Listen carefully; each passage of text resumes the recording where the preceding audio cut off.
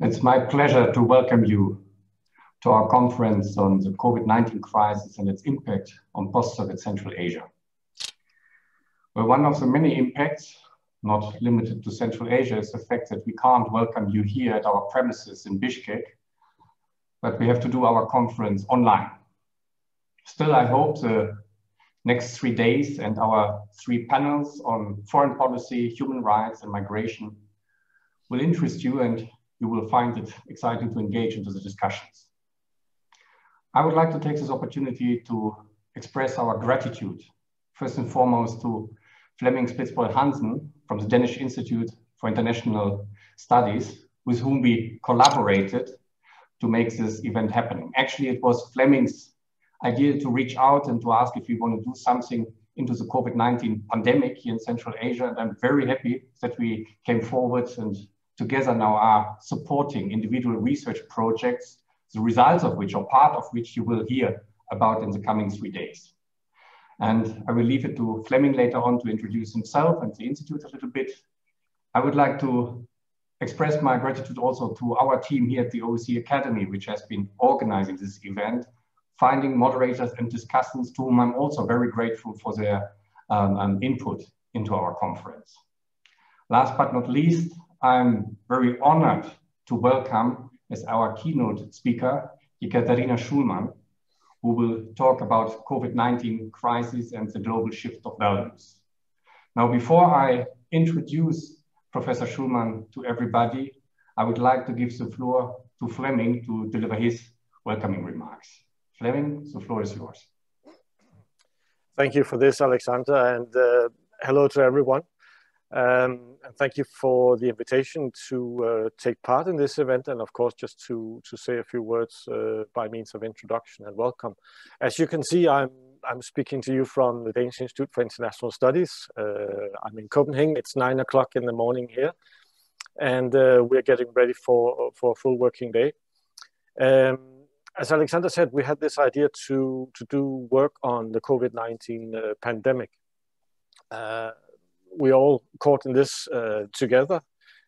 Central Asia may have particular challenges, and these are some of the issues that you'll be discussing and I'll be observing throughout these next days, to raise some of these issues and hopefully also to deliver analysis and perhaps even suggestions for solutions.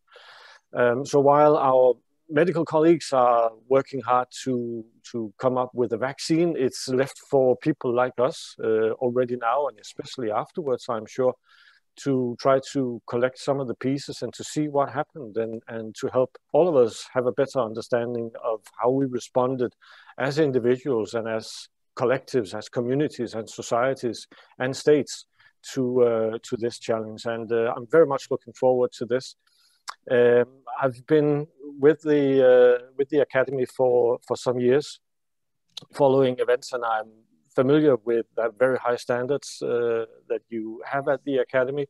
And I see this also in the range of speakers, young researchers, talent that has come forward now, and I see this also, of course, in the presentation. So thank you again for this. I wish everyone great success over these next few days, and I look very much forward to following this, even from a distance, but I very much look forward to this. So thank you very much. Thank you, Flemming, for your kind words. Now it's, as I said, my honor to introduce Ekaterina Schulmann. Welcome, Professor Schulmann, to our conference, and thank you so much for agreeing to deliver the keynote speech. I look very much forward to listen to your remarks on COVID-19 and the global shift of values.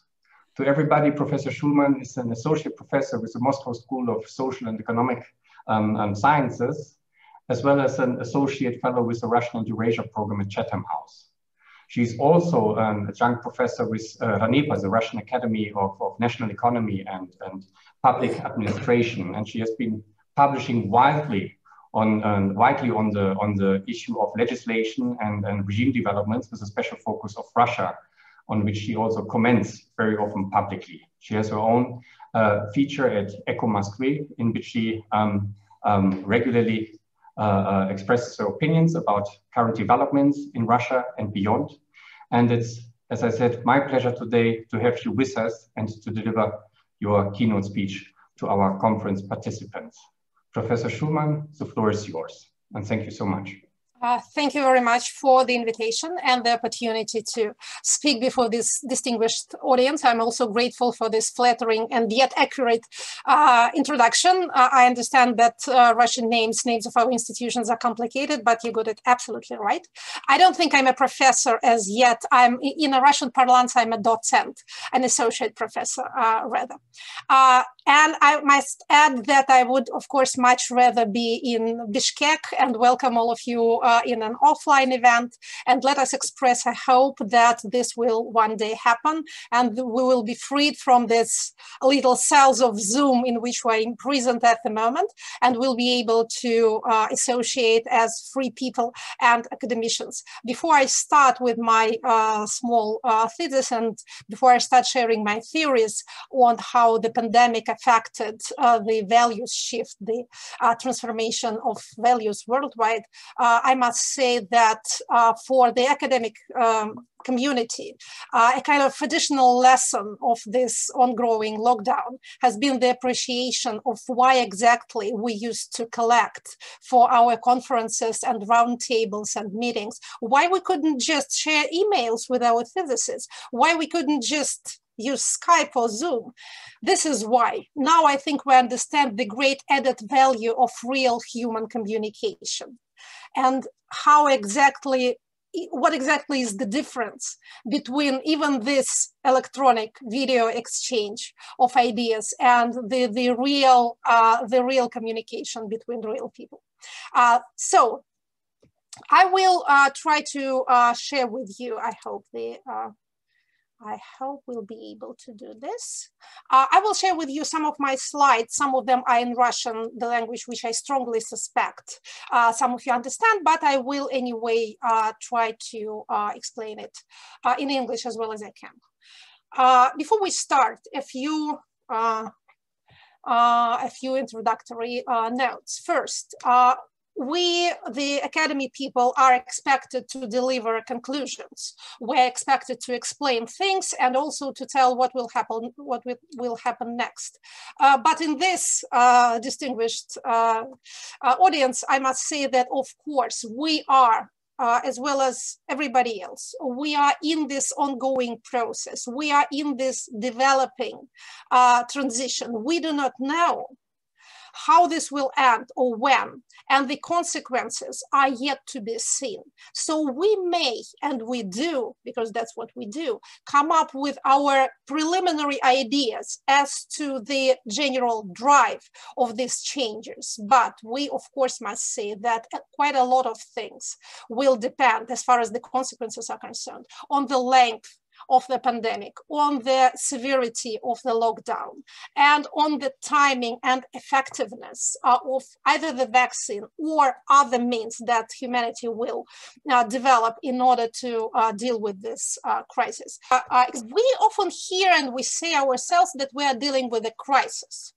At the same time, we understand that this crisis is different from other economic or political crises that humanity has faced before. It is a humanitarian crisis in a sense that it concerns human life, safety, and well-being. It is also a kind of humane crisis in a sense that we are not fighting each other. This global evil has no human face. And although the economic difficulties and the general nervousness of the situation we find ourselves in has exacerbated many tensions and made people sometimes more prone to aggression and polarization, also we must confess, we cannot help seeing that, as you said, we are in this together. This togetherness does not possibly manifest itself in this form of general brotherhood, which we maybe would have wanted to see. But again, we are all confronted by an enemy which is not human. And also, whatever the economic hardships brought by the various forms of lockdown, it is not a war that breaks down the infrastructures and kills people en masse. So it is also a crisis brought by the general understanding of the value of human lives. Why do the governments of so many different political regimes, so many very varying political models, all find themselves obliged to introduce very much similar measures, even when, and they are harmful to the economy? Because, as I understand it, no government, almost no government, unless you are in Belarus, and even they seem to be succumbing to the mask regime in the last few days. So no government is in this new ethical environment has been able to say, let the virus take its toll, let those who fall ill somehow get well, if people die, well, that is it. We have not, or almost have not, seen this position on the part of any government, and those governments and leaders that have attempted to even partly undertake this sort of policy have been paying the price. This course has been shown to be unpopular with the societies, although, of course, illogically as it may seem, hard lockdown measures have also been unpopular. Governments find themselves in a tight place here. So we, the non-governmental people, can only express our sympathy for this. Also, speaking of the humane, the strangely humane nature of this crisis, I must note one thing. Humanity has been in this before. Pandemics and epidemics, infectious diseases have been following our development for generations and hundreds of years. During almost all the previous cases, societies struck by this evil have shown certain traits of behavior, which I cannot say that we do not see at the moment. We see it, but we see them as individual digressions, not as mass behavior. I'm talking about rioting, ethnic cleansing, killings of doctors, mass religious hysteria. This has followed almost every pandemic that the humanity has known before. Today's conspiratorial theories, the ideas that there is no COVID, or that it's been introduced by the Chinese, or that it's been introduced by the American military, are pale shadows to those fears and panics that has taken hold of masses of people before and driven them to active and violent action. A note on religious hysteria. The uncertainty, the insecurity, the constant fear of an unknown and new illness is, of course, the ideal environment for the growth of superstitious, religious or quasi-religious feeling. What do we see at the moment? We do not see people returning to their previous beliefs en masse or inventing new. We do not see the prophets coming up with the promise that I will deal with this illness. We do not see the prophets saying it's a punishment for your sins, which was so typical, again, for every, for example, plague epidemic that Europe has known. Whatever heresies we meet, we encounter in the social media or generally in the informational environment of our days are the quasi-medical, the quasi-scientific theories. Maybe they do not become less harmful for that reason, but I think it's noteworthy that the heresies and superstitions of today adopt and abuse the language of science, not the language of belief, not the language of religion, but the language of science and medicine. I think that if there are social scientists in the audience, and I'm sure there are, you must have known that recently the results of the 7th wave of World Values Survey have been published. Could I please stop for a moment to ask the question, are anyone in the audience familiar with the new map of Engelhardt and Belzel? Anyone seen the 7th wave results? No? No. Okay. then maybe I'll take the freedom to distract for a moment from my own slides, beautiful as they are, to just a moment. Here they are.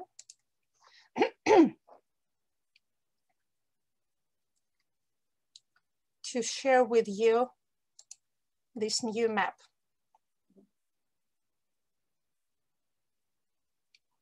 Well, in a word, while this is being loaded, World Values Survey is a worldwide survey conducted by a community of social scientists. It's been taking place since, yes, this is the 2020. Do you see the map? Yes. You do? Okay. It's slow. I'm sorry. And now it's much too large for some reason.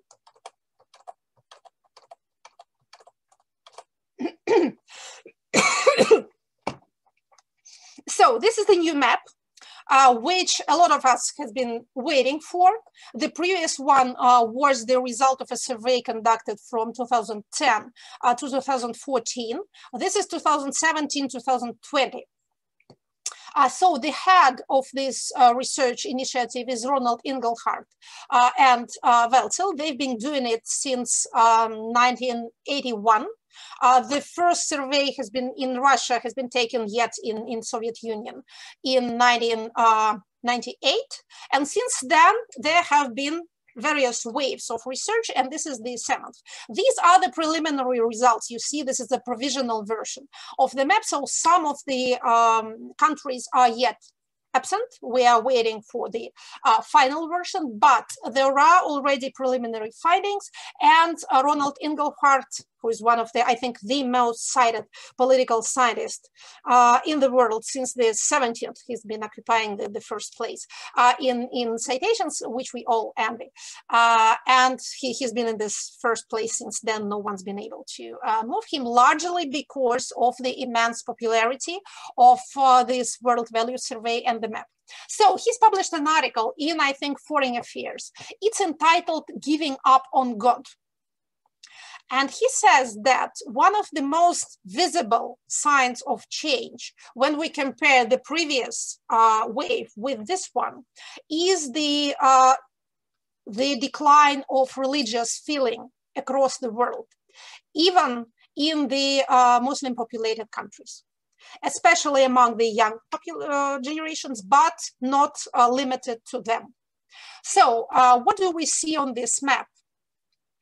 This axis, the vertical axis, shows values from traditional at the bottom to secular at the top, values of hierarchy, child-parent ties, traditional family values in the sense of traditional gender roles, and the generalized respect for authority. Secular values denote more individuality, also more atomization.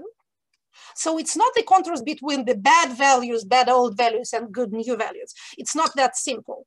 Some of the societies who are high on this axis are very much atomized societies, while those who have the healthy dose of traditional values communicate and act together more easily. Although, of course, traditional solidarity, which has been called by Durkheim, I think, mechanical solidarity, denotes solidarity with the people who look like you and whom you personally know. While a more modernized type of solidarity is with the people who have the same interests as you and pursue the same goal. Nonetheless, the tactics of togetherness are the useful social tools. And this is one of the advantages of, I wouldn't say traditional societies, but societies who know how to do this.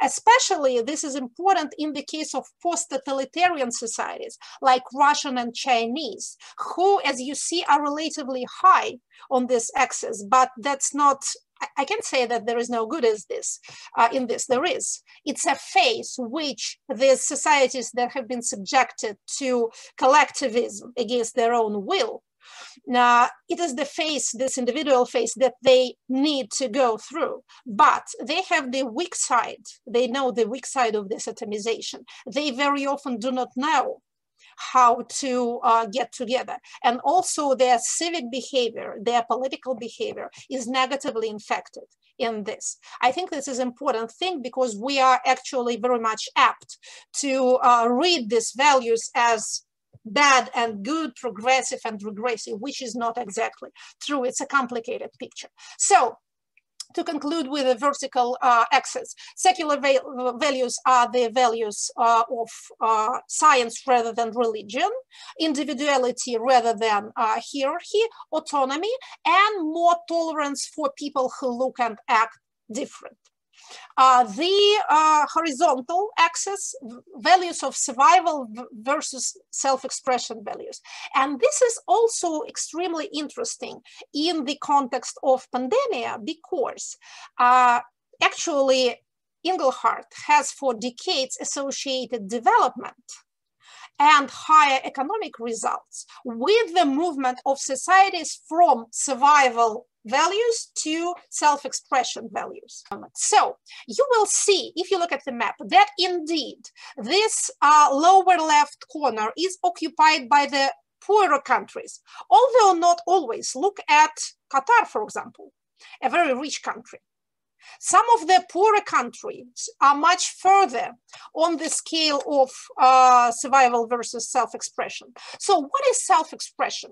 The values of survival denote mostly lack of trust, low levels of trust, both between the individuals and between individuals and institutions. Also, they denote less desire for participation in civic and political activities. The concentration is on individual survival. By the way, here's a smaller paradox. If you are high in secular values, then your focus will be on individual success. But this is also individualism. So ideally, an ideal society would possibly have, again, a healthy dose of traditionality in its values composition, but also it will not be concentrated so much on survival, security, safety, keeping what we have rather than getting something new. Values of self-expression may be also translated in a way that will not sound so positive. They are the values of expansion. They are the values of getting what you don't have.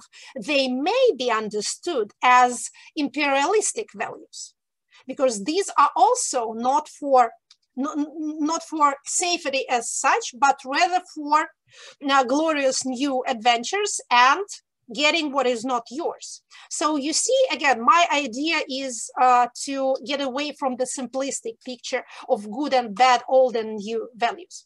So if you will look at the post-Soviet countries, which are all more or less individualistic. This, as I said, is the heritage of totalitarian societies of long decades of life under the enforced collectivism. So we see the most individualistic among the societies, of course, is China, South Korea, Japan, which are not post-totalitarian, of course, but this Confucian, called by Engelhardt, cloud of societies is individualistic. So these are the countries of what is here called Orthodox Europe. The clouds are not cultures or civilizations, nor are they exactly religious groups. You will find countries of different religions within each cloud. But these are the kind of unities as perceived by Engelhardt. That's his idea, which you may agree or disagree with. The dots of different colors are those societies which are different from those around them, like Kazakhstan, which belongs, according to Engelhardt, to the Orthodox European group without being either Orthodox or European. So this is why some of the dots are different. So what have been the changes from 2014 to 2020? The post-Soviet cloud has generally moved to the right. So they have moved from the values of survival, safety, security, rather towards the values of self-expression, from less trust to more trust, from more fear and intolerance towards those that are different to, well, less anxiety in this regard. This may sound starkly different to the media picture of the state of minds in, for example, Russia. But this comes as no surprise to social scientists here, because we have studied during recent years, we have devoted a lot of time to studying the phenomenon of, it has been called in Russian, nizovaya modernizatsiya, low growth modernization. A change in social practices, a change in ethical norms, a change in the rules that govern behavior that comes not from from the higher levels of social hierarchy down to other levels of society, but the other way around. We here have been contrasted now with the difference between the mores and ethics and values of the elites and those of other groups of population. There is also always a difference in every society between the elites and the other people. But in countries which are not exactly democracies, this difference may assume quite glaring, I would say, glaring forms. So we as a continent, I would say, we have all moved to the right. On the axis of traditional versus secular values, there have been no perceptible movement on part of Russia. I leave it to other researchers to find out, for example, Kyrgyzstan. Here is Kyrgyzstan. Yes, they are lower on this axis. And here is Kazakhstan. Kazakhstan really, yes, belongs to this, quite naturally belongs to this post-Soviet group. By the way, among the Slavic countries, the one that moved to the right most is Belarus. And this is also the country mentioned on the other chart from Engelhardt's article that I mentioned, Giving Up on God, as demonstrating the quite a perceptible decline in religiosity. So during these recent years, changes have been going on in the society of Belarus, which no one noticed. No one, except the social scientists, which in turn no one listened to. And when those changes in values begin to affect political behavior, it comes as a surprise. Why is that? We have had quite a different picture of what this society looks like, of how its people behave. And then suddenly come, for example, mass protest of an absolutely novel form, unseen before.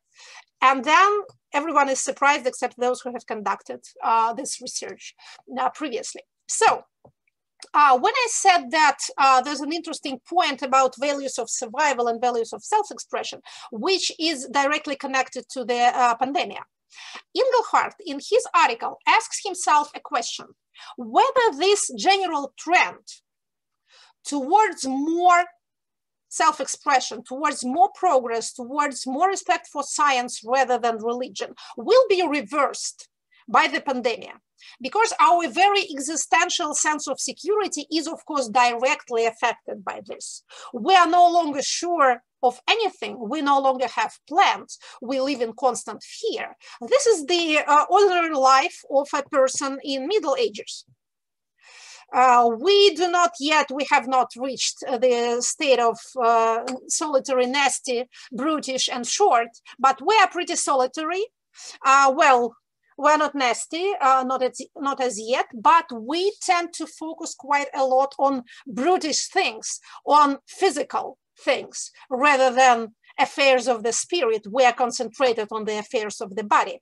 This is not good for the development of a human soul. So Engelhardt asked himself this question, whether this was just a trend that stopped because of the pandemic. His answer is the following, that yes, it may happen, the reversal of the trend may happen if pandemic goes on for years and decades, and if it affects in a major way economical development.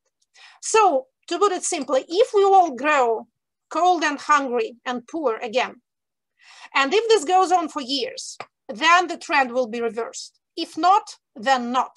Then, paradoxically, the very trends that were developing before the pandemic will be accelerated by this extraordinary situation. Usually, and again, that's what the social scientists know, the so-called extraordinary situation, the black swans, do not bring in anything new. They enforce and empower and again accelerate those trends and tendencies that have been going on before. And they kill quickly those trends and tendencies that have been slowly going towards their future decline. So everything just gets faster. And what are those tendencies and processes which we think were here before the pandemic and which will be and are accelerated by the pandemic? Here I want to return to one of my own slides.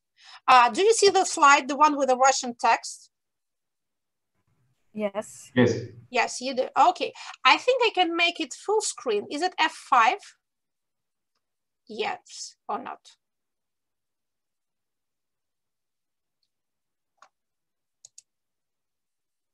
No, I don't think that. You can just basically push the present button at the top.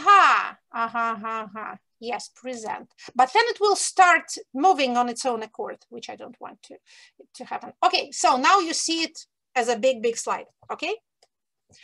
Again, I'm sorry for this Cyrillic. Some of you can read it, but I will read it for all of you.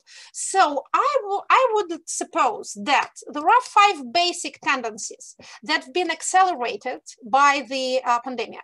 And the first one I have mentioned, and this is the so-called big trend, the biggest of them all, higher value for human life, the general humanization, which has shown its darker side, although it was hard to imagine before what the dark side of so positive a trend can be.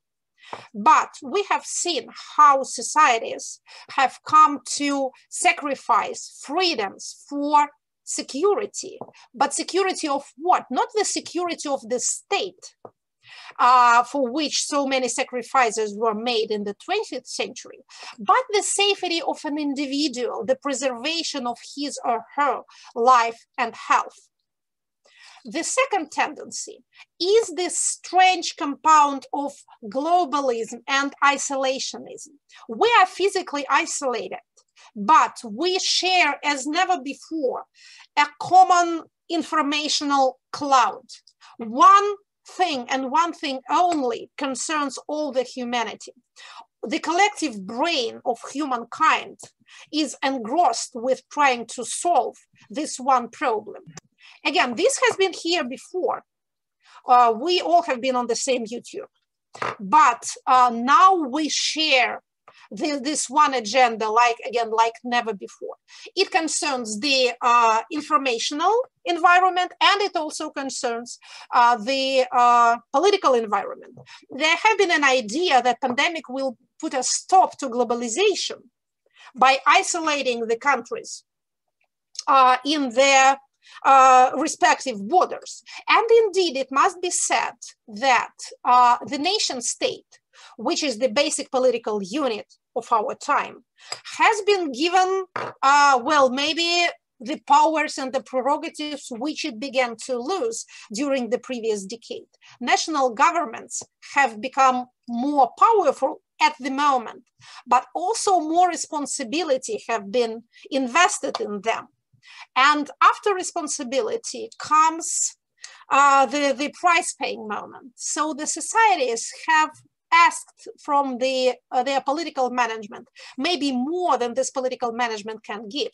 And after, if the actual pandemic threat goes away, there will come the time of reckoning. Some governments will be held accountable because they have done too little, some because they have done too much and wrecked an economy, some for the mixture of those things. There may happen in our time a kind of lighter version of the angry generation of the time after the First World War, when those people who came from the fronts of the Great War held their governments to recording. Why you have failed to prevent this? Why you put us through what we had to go through? Again, as I said at the very beginning, this is no war, but in a lighter way, we may see this, what's been called in Europe an angry generation. A new type of voters, citizens can say to their governments, you failed. You failed to prevent this, you failed to deal with this. Maybe this will be manifestly unfair. No government is able to prevent a pandemic. No one is able to come with an ideal solution, which combines concern for human well-being with economic growth. But we're not talking about realities in political context. We're talking about perceptions, and we're talking about ideas, to quote Vladimir Lenin, that occupy the minds of multitudes and so become a physical force. Идея, овладевшая массами, становится материальной силой. The Soviet bred among the audience will remember this quotation, and I must say that it's very true. So, tendency number 3, everything goes online. Shopping and education. Sometimes voluntary, sometimes by force, we are obliged to do those things online, which we were used to do offline. This, again, is nothing new. It's been developing for the last 15 or maybe 20 years. But this trend, like all the others, was accelerated by the needs of dealing with the pandemic. The other side, the darker side of this general digitalization is, of course, general surveillance. We have sacrificed our privacies. We have allowed invasion of our private spaces. Like I'm doing this at the moment, so you see my bookshelves, you see parts of my working study. We've not been used to this, and many of you are also sitting in the former privacy of their homes. The companies are collecting data, governments are collecting data, we are being surveyed, we're being watched for our contacts. This is being done for safety, this is being done for the general health, for the health of the society. And look at tendency number 1, we as humanity generally agree to this. Of course, there are protests. Of course, a lot of people dislike it. But generally, we kind of agree that this is the natural price to pay. We need to see how this plays out in a post-pandemic future. It's easy to perceive that, for example, the measurements of your body temperature will stay like those anti-terrorist equipment stayed after 9/11 in every public space of the world. And we are used to the idea that when we go to the airport or to the cinema, we are asked to open our bags and we go through this, how do you call it? Рамка металлоискателя, one of the things you most often see in every place in Russia. So with the same usualness, we will perceive those public thermometers. And again, the information which was so private, your own body temperature, will be public. And I think we will live with this because we think that it's better than the threat of the next pandemic. This transparency, this general transparency is, of course, a two-edged tool. Governments watch over the people, over the citizens, but they are also being watched themselves. They open up more, they show and publish more data, and they are also more susceptible, more vulnerable to a glance from the outside. Of course, this affects democracies more because their governments are accountable to the citizens, but even in non-democracies, more knowledge of how governments operate, more publicity, produces more involvement, or at least a sense of involvement. And also this very potentially dangerous for any powers that be, understanding that these people, the decision makers, are no titans. They are no angels. They are not quite different from you and me. They don't talk very well. They don't look very well. Their logic is questionable. Sometimes they publicly say stupid things. They also, this transparency also makes corruption, if not more difficult. It's not difficult, again, if you are an autocracy. It's not difficult to connect power with money. But it's more palpable, it's more visible. So people talk about this more. This may denote political changes in the future.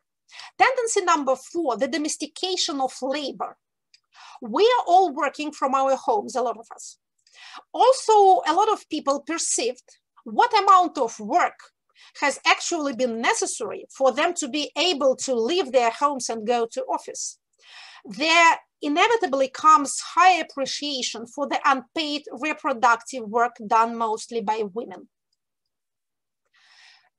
A lot of people have been obliged to do a kind of work that previously was done either by their womenfolk or by the city infrastructure itself.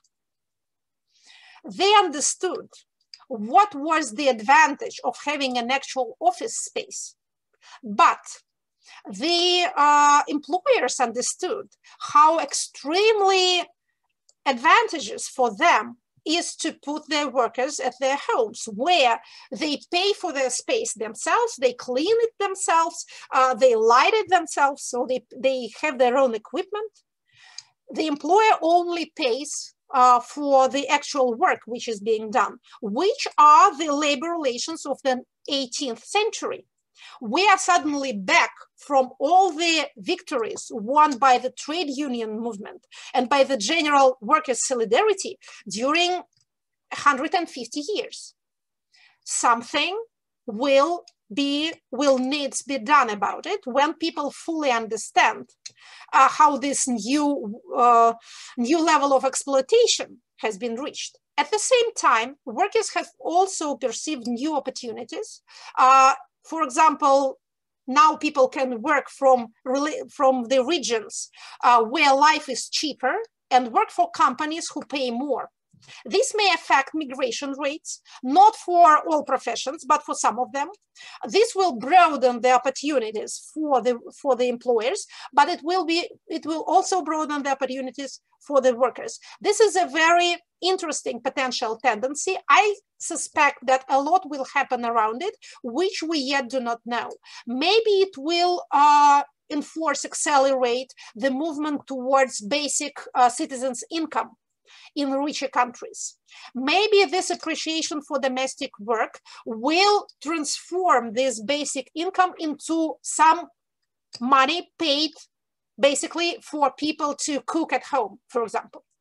It can take many forms. There's this problem much discussed by the feminist field in the economics, which is called the second or the gray GDP. This unpaid reproductive, not productive, but reproductive work, which must be done in order for the productive work to happen. And there have been discussions that something needs to be done here. It needs also to be paid for, and this may also present an opportunity for economic growth in this new economy, which is centered on services rather than production. And the fifth and last tendency, the securitization of medicine and medicalization of public sphere. I have mentioned parts of this before. Medical information is public.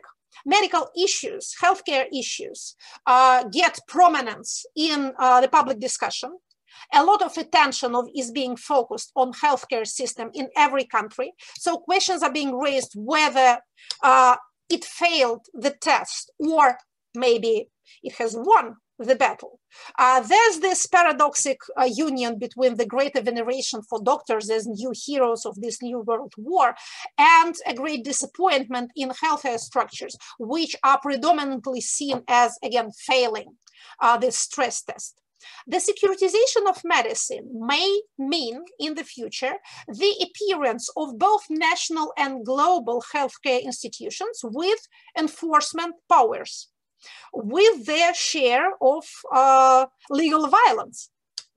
I have mentioned the thermometers in the public buildings. Now imagine such a thermometer in the before the doors of your home, which will not allow you to exit if your temperature is higher than a certain level. It's one thing to be denied entrance. It's another thing to be denied an exit. Maybe a global successor to the World Health Organization with more powers, with bigger budget, and with its own, I don't know, forces of sanitation will emerge. And also nationally, now, for example, in Russia, one of the main security structures is Rospotrebnadzor, a modest, previously modest agency, which used to deal with expiry dates for products. And now it tells people whether they may, whether the museums will open or shut up, whether the children may go to school or not, how many people can collect in one place at one moment. It became well, I can say another FSB, but it became a very powerful institution.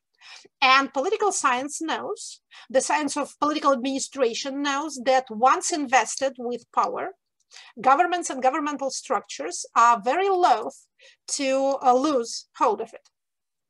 I will, I think, stop here. I have more or less expressed the general ideas that I wanted to share with you. And I would also, I will need to leave some time for answering your questions.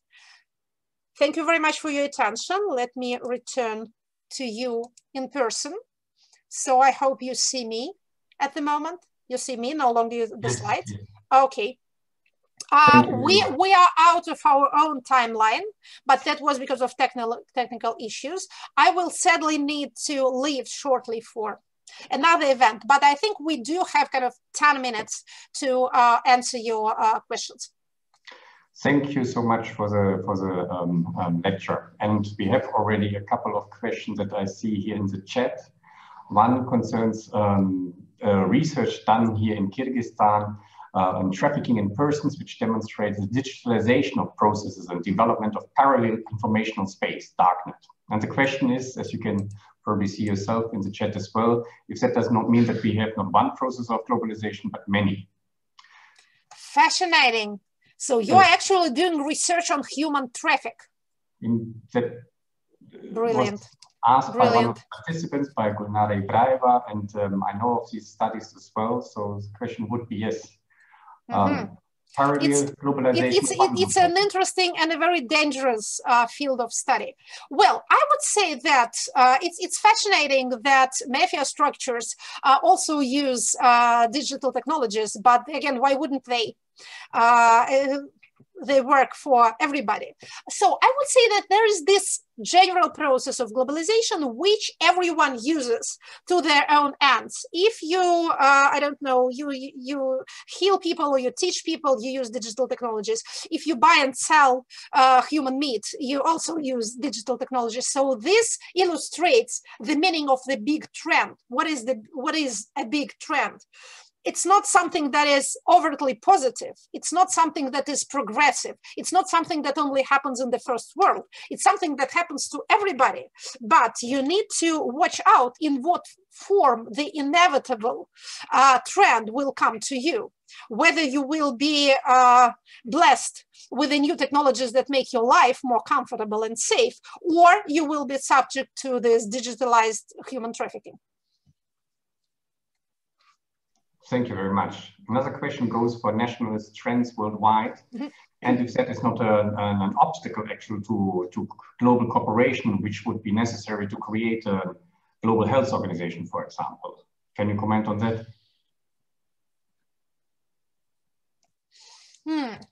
Well, there's one thing which I would like to explain, which seems evident when you say it, but it's not often perceived in this way. So when global changes happen, when changes in values happen, those to whom they happen, they do not generally realize this. So they do not wake up every morning saying, oh, I think I have grown more tolerant, or I think I have more trust towards my fellow kind. But those people whose values are different, they perceive the threat very quickly. They see that their way of life, their set of values is under threat. And it is under threat, all right. They're right about it. So they have much more acute feelings and much more an early understanding of the changes that are happening than those parts of the society to whom these changes happen. What do these people do? They get loud, they organize, they become visible, they form a platform, they find a leader, and they win elections. This is why it happens that in societies that have lower and declining levels of religion, elections are won by parties like the one that won the elections in Poland, also a country of much lower religiosity than 10 years ago, or in Turkey, which shows one of the highest dynamics of decline of the interest in religion. So this paradoxical effect happens. And again, if you are not a democracy, then you may, if not reverse, but slower this trend. You occupy the position of power, you take hold of mass media, you began your propaganda campaign, you tell societies that they are not what they think they are, and you produce this impression, like the impression of the Russian society, as orthodox, as authoritarian, aggressive, imperialistic, whatnot. When we look at the polling data, we see almost nothing of this kind, but we do not have access to federal television, for example. Again, people don't want access to federal television any longer. This is the trend. So you cannot stop history from happening. But you may produce a false impression, and it may last quite some time. So this may be the answer to the question of growing nationalist trends. I'm not saying, I'm not brave enough to say that this is the last show on the stage performed by the retiring company. But, well, we'll discuss this question in 10 more years. And then I'll tell you, remember 2020, remember how things looked back then, and see how they look at the moment. There are reverse trends in some countries. A very visible example is India. Look at India. It is going towards a more nationalistic and more religious outlook. It's an exception, but it's a pretty big exception. Some of the countries of Muslim world are moving towards less progressive values, towards more security. But they do not see, we do not see any flourishing of religion. They, again, contrary to many popular beliefs. Thank you. And maybe one last question. One last question. One last question, yes, concerning how the effects of the pandemic on public trust in social sciences. You were discussing how now denial theories, conspiracy theories use the language of science. Maybe you can once more elaborate on this issue.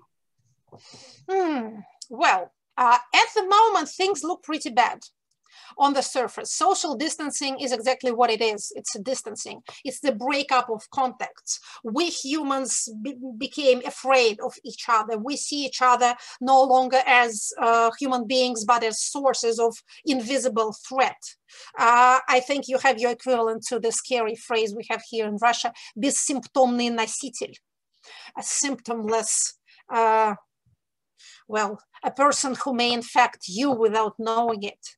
It looks like a zombie movie, only without the zombies.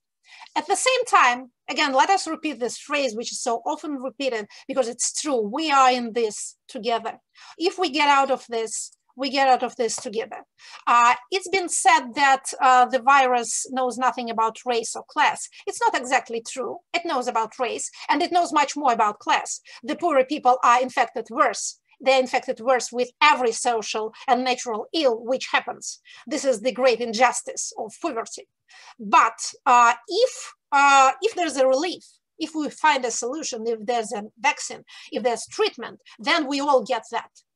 It's inconceivable that, for example, the elites will keep the magic pill to themselves, not because they're virtuous enough not to do this, but because it's useless. We either all get out of this or we will stay where we are. So I think that while we have severed our social contacts for the moment, and the moment has lasted for almost a year, and it looks like we'll pass the next 6 months in the same state, but then it will be over. It will be a great victory for humanity. We will have new problems and new horrors to talk about in the news, but we will remember that we have won this great war on the virus. Here in Russia, and I'm talking of course about Russian society, which I know more about, we have low trust for institutions. And not too high impersonal trust between the individuals. So the question actually was about trust in social sciences. Medical sciences get more attention at the moment, but I must say, this is an individual example, of course, but I personally have experienced much more demand for lectures, public events, although there are almost no public events. I was thinking when this lockdown started that I will have a kind of sabbatical, which will allow me to, at last, work on one of those numerous things that we all of us have in our desks for the moment. And oh, thought I, this is the moment. I will have my balls in the autumn like Pushkin. No such thing. There is not a free moment. Again, this is not to boast of my growing popularity. This is just to show on this small example a general demand for explanations, for something, for rational discourse, for something which is not catastrophic, for some antidote against the panic. Again, I'm not a therapist. I don't deal with treating panic attacks, but I explain things. I can say that I promise some optimistic outcomes. I just try to rationalize, and this evidently serves as a kind of antidote.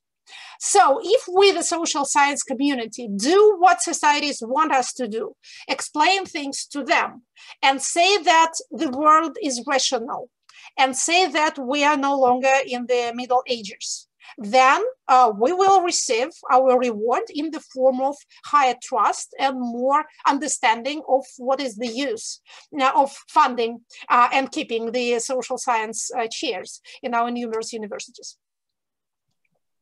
So to conclude, if you know something, say it. If you have some knowledge, I do think you have an obligation to share it with the society. Some of our colleagues dislike what they call popularization or vulgarization of science. They think that when we try to explain things in a simple way, we kind of vulgarize the sanctity of our knowledge. Well, we will return to our sanctity asiliums afterwards. But now people need explanations, and I think it is our duty to provide them if we can. Thank you so much. We said we actually have a nice stimulus for the upcoming 3 days and for our conference.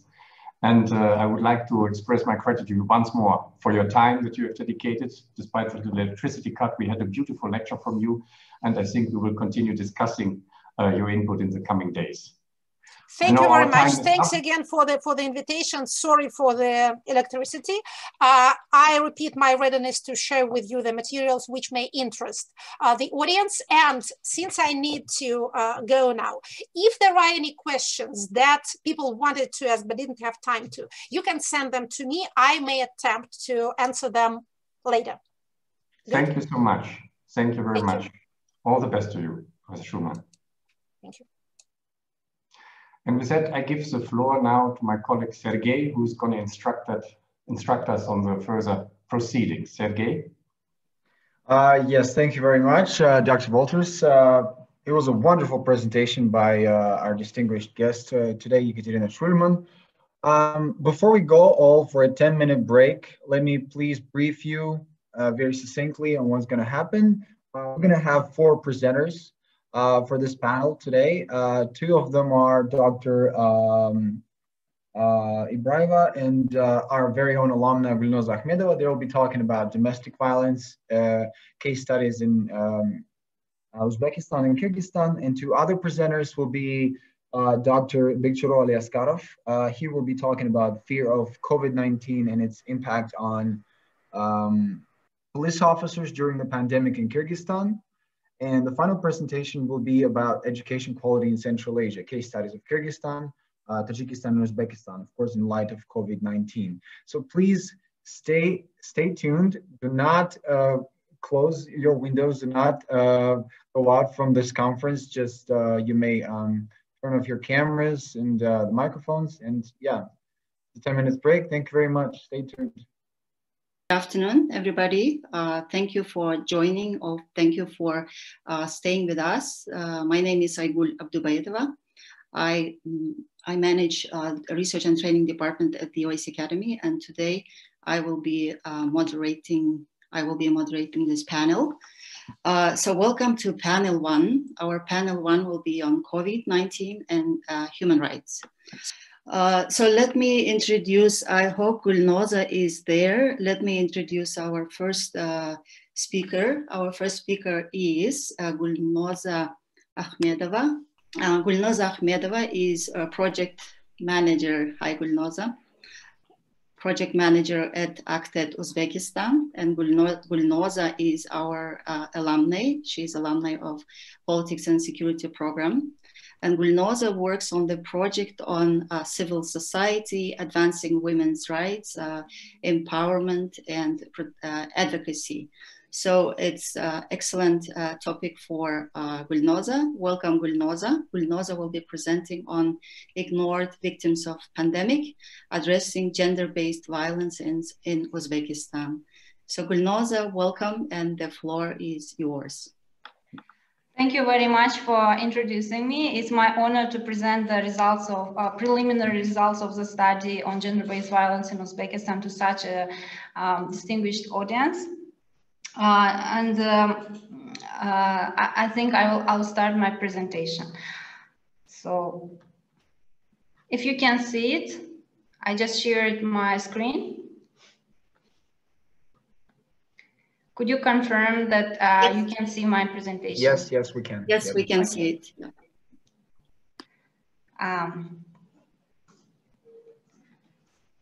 Just a moment. Okay. So, the paper is called "Ignored Victims of Pandemic and Addressing Gender-Based Violence in Uzbekistan," as it was mentioned earlier. And this paper aims to analyze the situation with gender-based violence in Uzbekistan and how CSOs fit into the context of the fight with gender-based violence. I argue that while state adopted top-down measures to counter violence against women and girls, they were ineffective during the pandemic and due to the lack of accountability of government institutions and prevalence of stereotypical social norms. I think that it's important to provide space for CSOs and use their experience in order to achieve effective implementations of laws on violence. So this is the content of my presentation. And I would like to stress that the outbreak of COVID and the imposed lockdown measures had a gendered impact on the population. It increased inequalities and cases of violence against women and girls, which can be illustrated, for example, by this table. And you can see a very steep increase in the cases of violence in Uzbekistan. The data was collected by UNFPA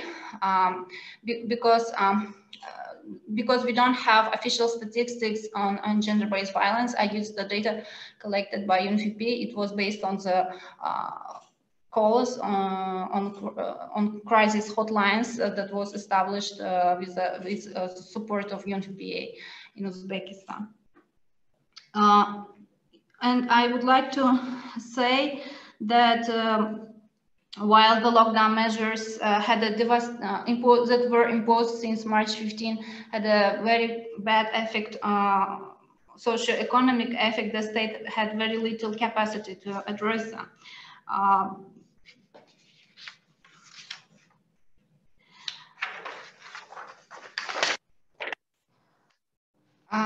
The methodology of the study is it's a mixed research methods were used for conducting this research. Firstly, I analyzed secondary literature that includes reports from international organizations and think tanks, as well as national and international legislation. I obtained my primary literature from conducting semi-structured interviews with heads of NGOs working on with women, and also expert interviews were conducted.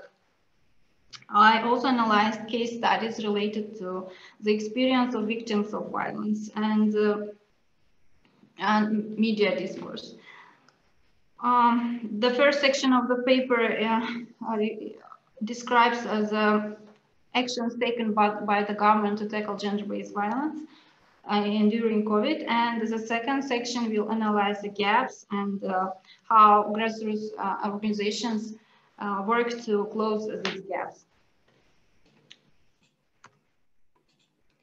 So basically, the gender-based violence in Uzbekistan is covered by the following two laws. It's the laws on guarantees of equal rights and opportunities for men and women, and on protection of women from harassment and violence, which were adopted in 2019, in September 2019. So it's actually very, I would say, a dramatic progress in accepting the issue of gender bias in Uzbekistan by adopting these laws, because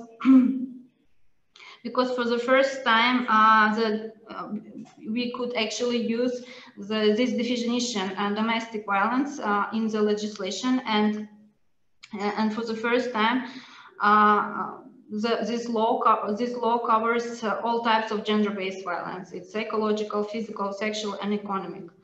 Also, in accordance with this law, victims of harassment and violence can appeal to relevant authorities, receive free legal advice, and psychological, social, economic support. It also provides a legal base for protections of the victims of violence by introducing the mechanism of protection orders. So, for example, in 2020 alone, from January to August, around 6,183 protection orders were issued to women women who became victims of violence. And apart from that, as I mentioned earlier, a crisis hotline was created with the support of the Commission for Gender Equality and the United Nations Population Fund. So here I just mapped the situation with violence through the number of issued protection orders, and you can see that the highest number of protection orders were received by women living in Tashkent, I think, and also the most cases of violence also happened here. And I would say that COVID-19 has tested the capacity of Uzbekistan to prevent GBV in general. So I argue that despite the fact that around 165 rehabilitation centers were set up throughout the country, and which work under the Women's Committee, now it's the Ministry for Support of Mahalla and Family. I argue that these rehabilitation centers are very inadequate in addressing the cases of GBV. because while these centers were created by the state, they don't receive any financial support and considered as NGOs, I would say gongos. And they also lack institutional capacities. They're staffed by the representatives of the Ministry of Mahalla and Family, which are not specialists, which don't have adequate knowledge on how to support women in crisis situations, and they don't even understand the purpose of this institution. Secondly, we do have women NGOs working throughout in Uzbekistan, but they all had restrictive capacities. Their capacities to address violence were restricted due to lockdown measures. So two existing operating shelters in Samarkand and Bukhara, they were not supported during lockdown, and they couldn't accept new victims of violence. The only thing that they could do was to consult women on phone. And while women could receive psychological, legal, and other support by phone, it was not enough when, for example, women were in life-threatening conditions. And when I conducted interviews, all of heads of NGOs admitted that they consider consultations by phone ineffective, and because the victims of violence couldn't be reached, they couldn't access shelter or couldn't be provided with financial help when they needed it. Thirdly, institutional gaps prevent implementations of the laws on violence. First of all, police officers and specialists of local branches of Ministry of Mahalla and Family, who act as who should provide first-hand support to victims of violence according to the laws, in reality, they use victim blaming strategies, and they focus on the reunion of the family rather than addressing the causes of violence. So I would like to share the two cases of violence that happened during the pandemic. It was a systematic violence, domestic violence against women, one woman in Tashkent and one woman in Samarkand. And this continued for many years, and women didn't receive any support, and they couldn't even go away from their abusers until their cases became public. Thanks to two bloggers, famous bloggers, it's Nemal Chiu's channel and Akida Hanum's blog, who made these cases public. And only after that, when representatives of civil society and famous bloggers promoted the response to these cases, that's when these women received support and were able to get away from their abusers. Yeah, and it's not the one and only example of how civil society organizations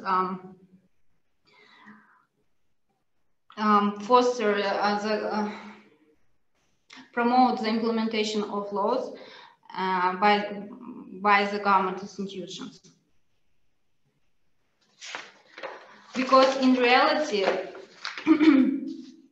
based on the focus group discussions and assessments conducted in Fergana region, for example, the Mahalla it was revealed that Mahalla representatives have very poor knowledge of domestic legislation of violence and how to use it. Also, for around 80% of women, domestic violence is a normal part of family life.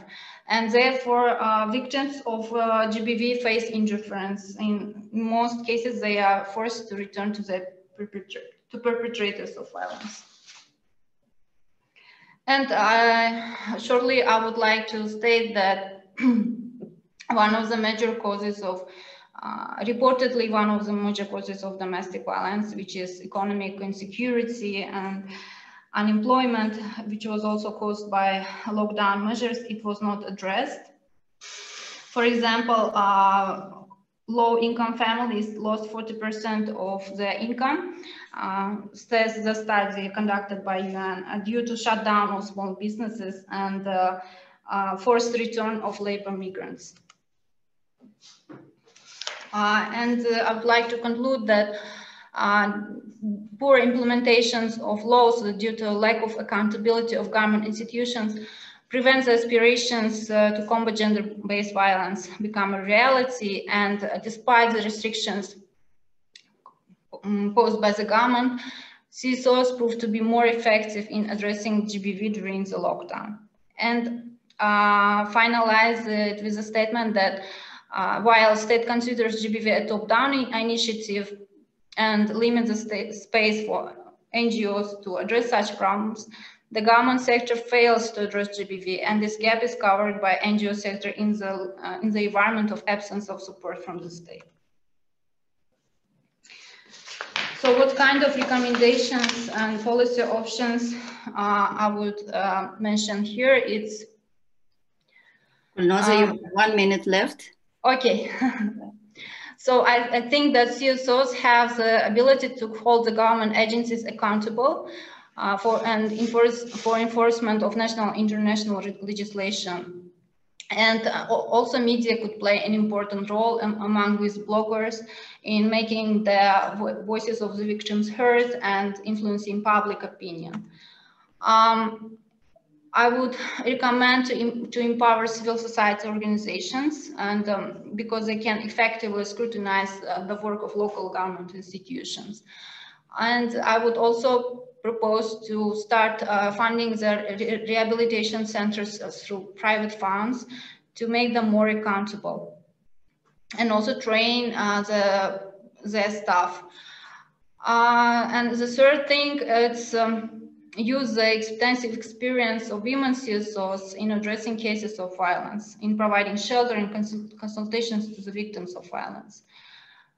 And also regarding the freedom of the media, I think it's instrumental for the work of in combating gender-based violence.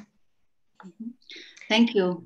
Thank you, Gulnoza, very much. This was a really great overview of both governmental and CSO efficiency in dealing with this issue, which has become really important under the pandemic, especially under the lockdown. So let's move on. I just want to mention that the questions, you can already send your questions to the chat, but we will be taking questions during the Q&A session at the end of the panel. So let me thank you once again, Gulnoza. Now let's move on to the next presenter. Actually, we are quite lucky to have Dr. Gulnara Ibrayeva, who is independent consultant researcher in Kyrgyzstan, to be with us and to write a paper for us. Dr. Gulnara Ibrayeva will be talking on on the same issue, but this time this will be on Kyrgyzstan. So Gulnara, floor is yours and welcome. Thank you so much. I'm happy to be a part of this conference and share with you my preliminary thoughts on the domestic violence issues in Kyrgyzstan. First of all, I would like to speak about definitions. I very clear about difference between terms domestic violence or violence against women or family violence and wife's abuse. And later on, I will explain why I intentionally use the term domestic violence. Thinking about research done in this field, we have more or less big mass of research done in Kyrgyzstan, I discovered that the big share of local research on this topic focus on prevalence of domestic violence, features of survivors and of victims and aggressors. Very small part of this research are focusing on social studying of social norms, which allows to reproduce these harmful practices. And in all this research, it is taken for granted that key actors and first of all government is making all efforts to stop the harmful practice. And I very how to say, I was very excited by Galton's violence theory many years ago, and I followed to this approach, let's say theoretical approach, which stated that we have to speak about triangle of violence, including structural, cultural, and direct violence. And in terms of domestic violence, we have only the small part of iceberg, I would say, as direct actions. And we do not focus mainly on structural violence.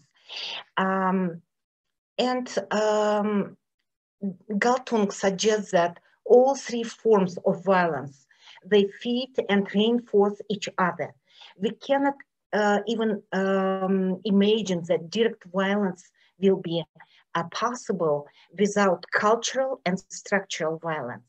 So, and my like starting point research question was why, despite numerous programs to combat domestic violence, despite the development of legislation and many other measures, domestic violence does not decrease, and the proportion of homicide as a result of domestic violence is growing, and especially during the COVID lockdown.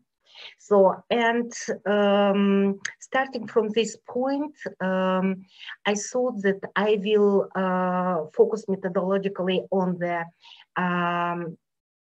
content analysis of mass media and discover what are the media coverage and conduct key informant interviews with state servants, with local NGOs, etc. So, but when I started, I realized that I need to change or shift my approach, and now I decided to stop with KIIs and focus on document analysis, and I will explain why. Actually, now, according to this Galtung's triangle, and in accordance with main feminist perspectives, I will try to identify the linkages between domestic violence, or better to say wealth abuse, and macrostructural processes in local, local meaning national level. So, and once again, I would like now to clarify why I continue to use the term domestic violence. Despite I think that domestic violence is very different thing than wealth abuse. I would like intentionally not to change the term in order to speak same language as all political documents.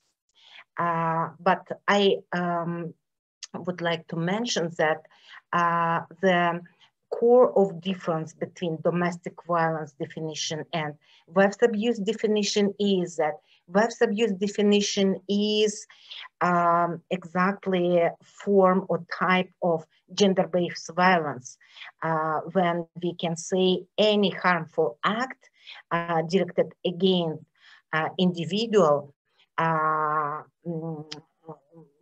is on the basis of the gender. And no matter where this violence happens, inside or outside of the home, gender-based violence as well as wife abuse have the same nature. So, and now I would like to start to see what was the logic which brings me to the shift with my research. First of all, let us think about current situation. Here on this diagram, you can see dynamics of domestic violence statistics in Kyrgyzstan, and you can easily see that last few years we have increased, not stable, probably not, but really obvious tendency of increasing of cases or domestic violence complaints, let's say. And women as survivors or victims, they are the biggest share in all these cases and complaints, from 19 to 95%. We can see the state's response on these complaints, protection orders issued. Also, we can see the tendency of growth. And in one of the, further. But also we can say that there are a lot of cases, at least officially, that this administrative responsibility failure to meet with the terms of this, the only mechanism of protection order. So, and Ministry of Internal Affairs informed that in May 2020, domestic violence increased by 65% in comparison with the statistic of 2019. So let us see what we have with protection orders. Do we have stable progress? More or less, we have growth of numbers of issued of these orders, but also we can see that huge amount of sanctions are not just bring to the results. Look at 2018 statistics, among more than 7,000 protection orders issued, a little bit less than 1,000 does meet the terms of this protection order. And one more interesting aspects I can mention here, that starting 2007 we had NGOs delivered the set of trainings within several projects to law enforcement bodies, and after these trainings issued protection orders increased in the numbers 10 times. Next jump happened after introduction of a new criteria of evaluation of effectiveness of police activities in 2015. So next diagram is speaking about survivors and victims of domestic violence. I focus only on women, wives, let's say. First of all, I would like to say that this data is not official data. According to official statistics, we have much more modest numbers. For example, in 2017, we have reported only 2 cases of died women, and in 2018, 4, as well as 4 for 2019. But these numbers come from the report based on research conducted by NGO Democratic Network of Government of Kyrgyzstan. And some of the researchers explained why the data difference and where the data difference comes from. Mostly speaking, mostly popular explanation is that the data changes depending on how the courts define the corpus delicti for the accused of murder. So that is why some numbers are not considered as domestic violence victims. So, next, I would like to present how all domestic violence cases are reflected in media, and I try to analyze 4 most popular online sources: Klub, Cactus, Вечерний Bishkek, and Azatik. And you can see how they actually report.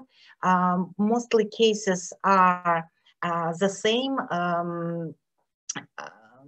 fact, but in some online sources, information sources, you can see more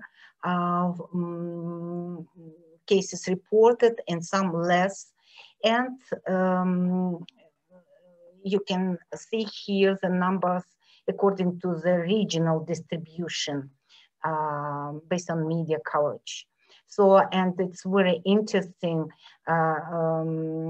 why it happens, for example, that Talas Oblast hasn't any single case to report, or is Bishkek and Chuy Oblast the zone of enormous domestic violence or not? How actually and why media and journalists try to speak about domestic violence. Here, actually, if you will be interested, I try to focus on each of analyzed media. Okay. I'm sorry to interrupt you. You have 1 minute left, so if you could wrap up. Sorry. 1 or 2 minutes. Yep. Yes, so if you could. Then forget the map. So next step, I try to see what kind of documents or what kind of actions a government made during the COVID. And I discovered that government approved the urgent action plan to prevent domestic violence in the Kyrgyz Republic. And I discovered that a government, parliament has had 2 special sessions on domestic violence, because the new year started with at least 2, first week of 2020 started with 2 deaths of women because of domestic violence. But as you see, draft law amendments to the law on protection from domestic violence was discussed, but not approved. So, and I analyzed what has actually government done. Today, we do not have mechanisms to implement wonderful legislation which we developed in our country. So no one as a crisis center shelter for victims of domestic violence was established. No bylaws, very key. For example, special bylaws for operational procedures, standard operational procedures were developed. And never government funded implementation of gender strategy, national gender strategy and national action plan. I also tried to see what international organizations and NGOs doing in this regard, but let me focus on government.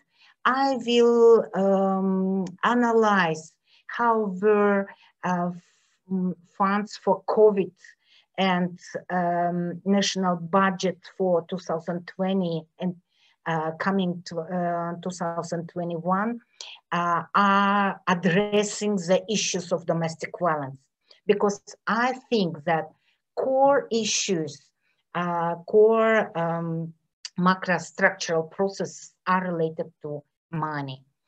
So, and the last one, it is example just for comparison, because everyone is saying on the governmental level that unfortunately we are a very poor country and we do not have any financial opportunity to contribute into the domestic, combating domestic violence policy and practice. But I just compared what do government in terms of combating terrorism in Kyrgyzstan, and other side is domestic violence. And I can state that Kyrgyz Republic, government in Kyrgyz Republic overestimates, according to funding, the risks of terrorism in our country, and underestimate the disadvantages which comes from the issue of domestic violence. Thank you. Thank you. Thank you, Gulnara. This is excellent. I really love the last slide, the comparison of terrorism and spending on domestic violence. Thank you so much once again. So I would like to also now move to the next speaker. Just to mention that in the Q&A session, we will also be allow you to raise your hand. So just keep that in mind as well. So our next speaker is Dr. Bekchiro Aliaskarov. He is doing research on the fear of COVID-19 and its impact on police officers in Kyrgyzstan. So quite interesting topic and an insider view. Dr. Aliaskarov is Senior Inspector of Legal and International Affairs from the Academy of Ministry of Interior of Kyrgyzstan. So thank you, Bekchiro. The floor is yours. Thank you. And you have 15 minutes. Yes, sure. Thank you very much. I'm really happy to be here today to share my research with you. Thank you very much for introducing me, but in the presentation you will see that there's actually I have a... Excuse me, Bekchiro, we can't hear you well. Can you put your microphone closer or louder? Thank you. Okay. Okay, so can you hear me now? Yes. All right. So I work for the Police Academy, or Academy of Interior. Now I have a new teaching position at the Department of Criminal Law and Constitution. So I was working in different positions when I was submitting my research proposal. All right. So I'm still doing my research on the impact of COVID-19 on the police officers. So my research, can you have my presentation on the screen? Yes.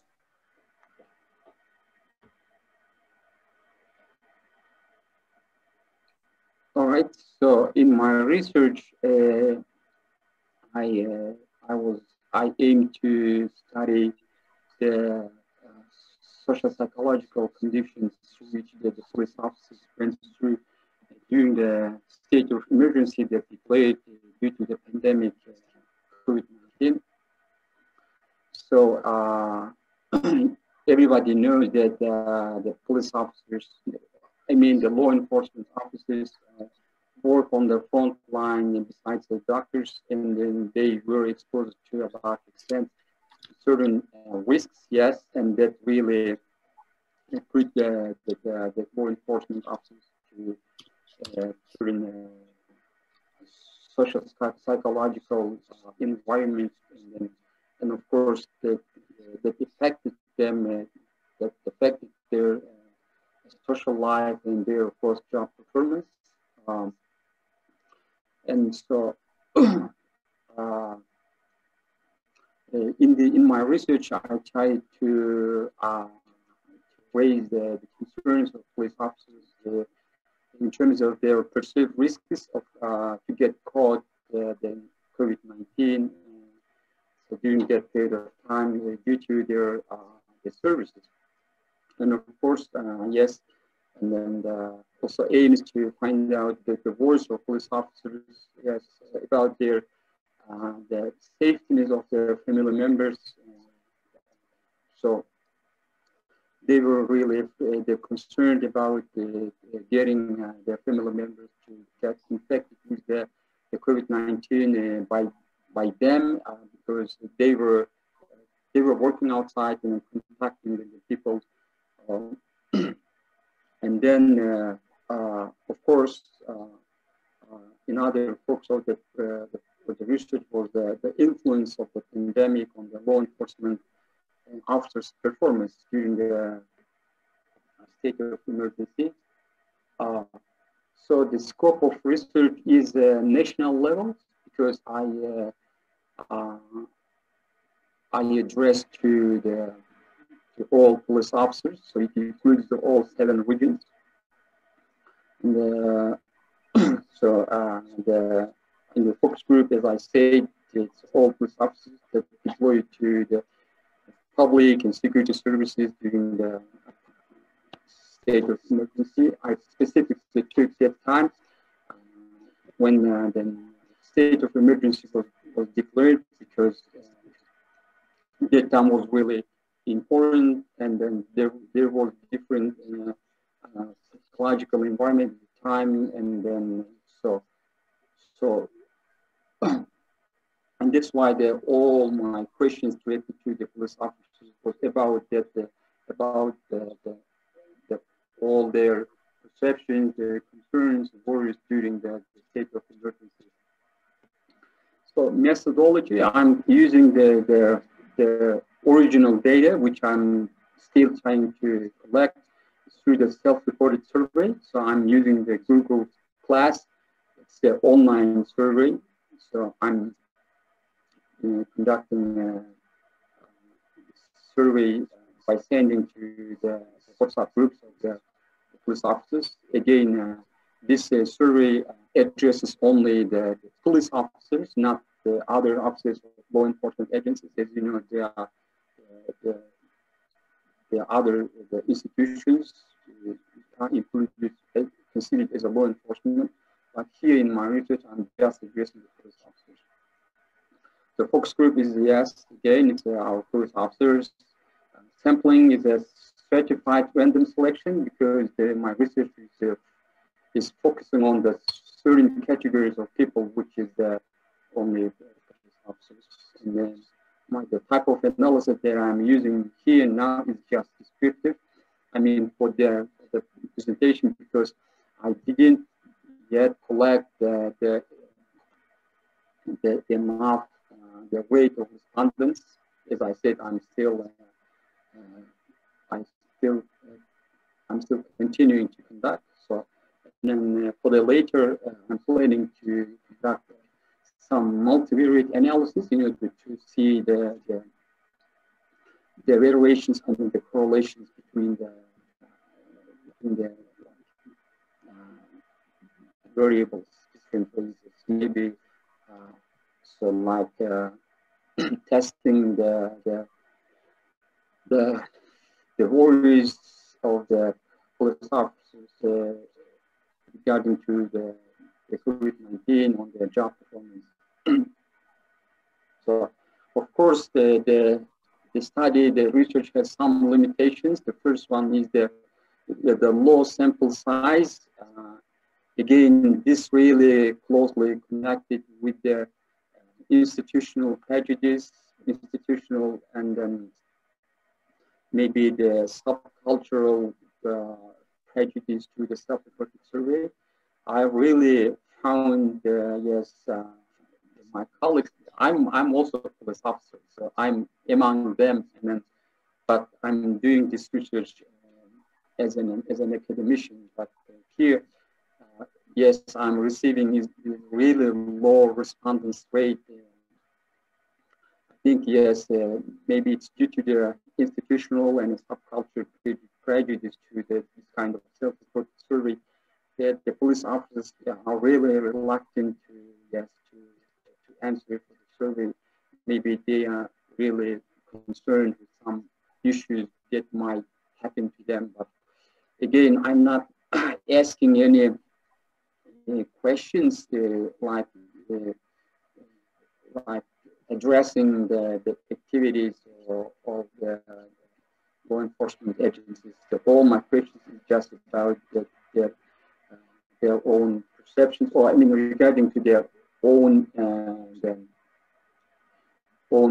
concerns related to their families, family members, about the perceptions and the worries about the COVID-19.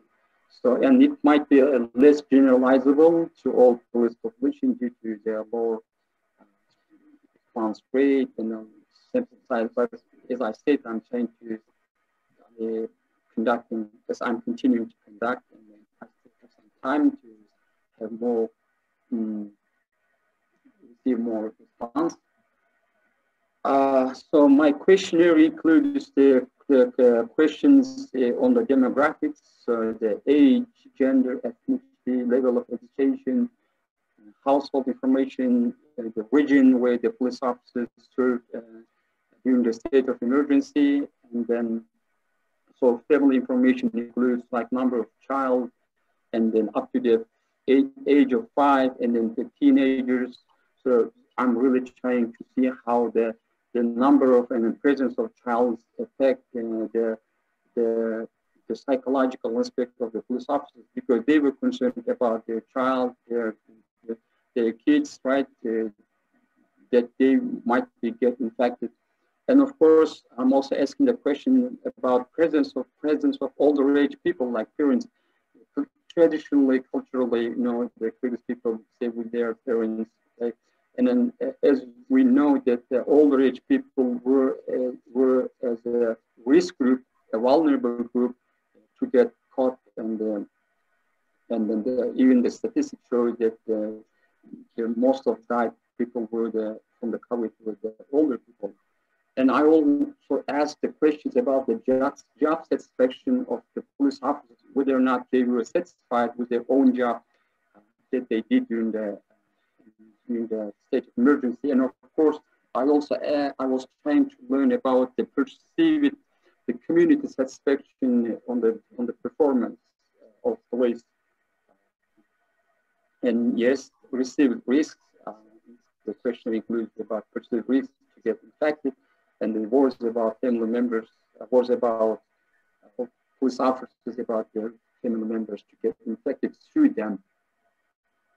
Okay, the theoretical background that I borrowed from the theoretical concept from fear of crime. That's why I called my topic as the fear of COVID-19.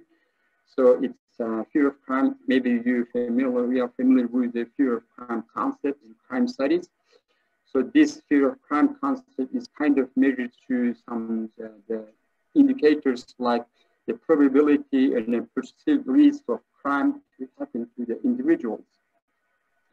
And the worries about the individuals, about their security, either feeling safe or unsafe. If they go out like to the street on the night time and then the daytime. So that's the concept, and I was trying to use the similar concept and then applying it to the COVID-19.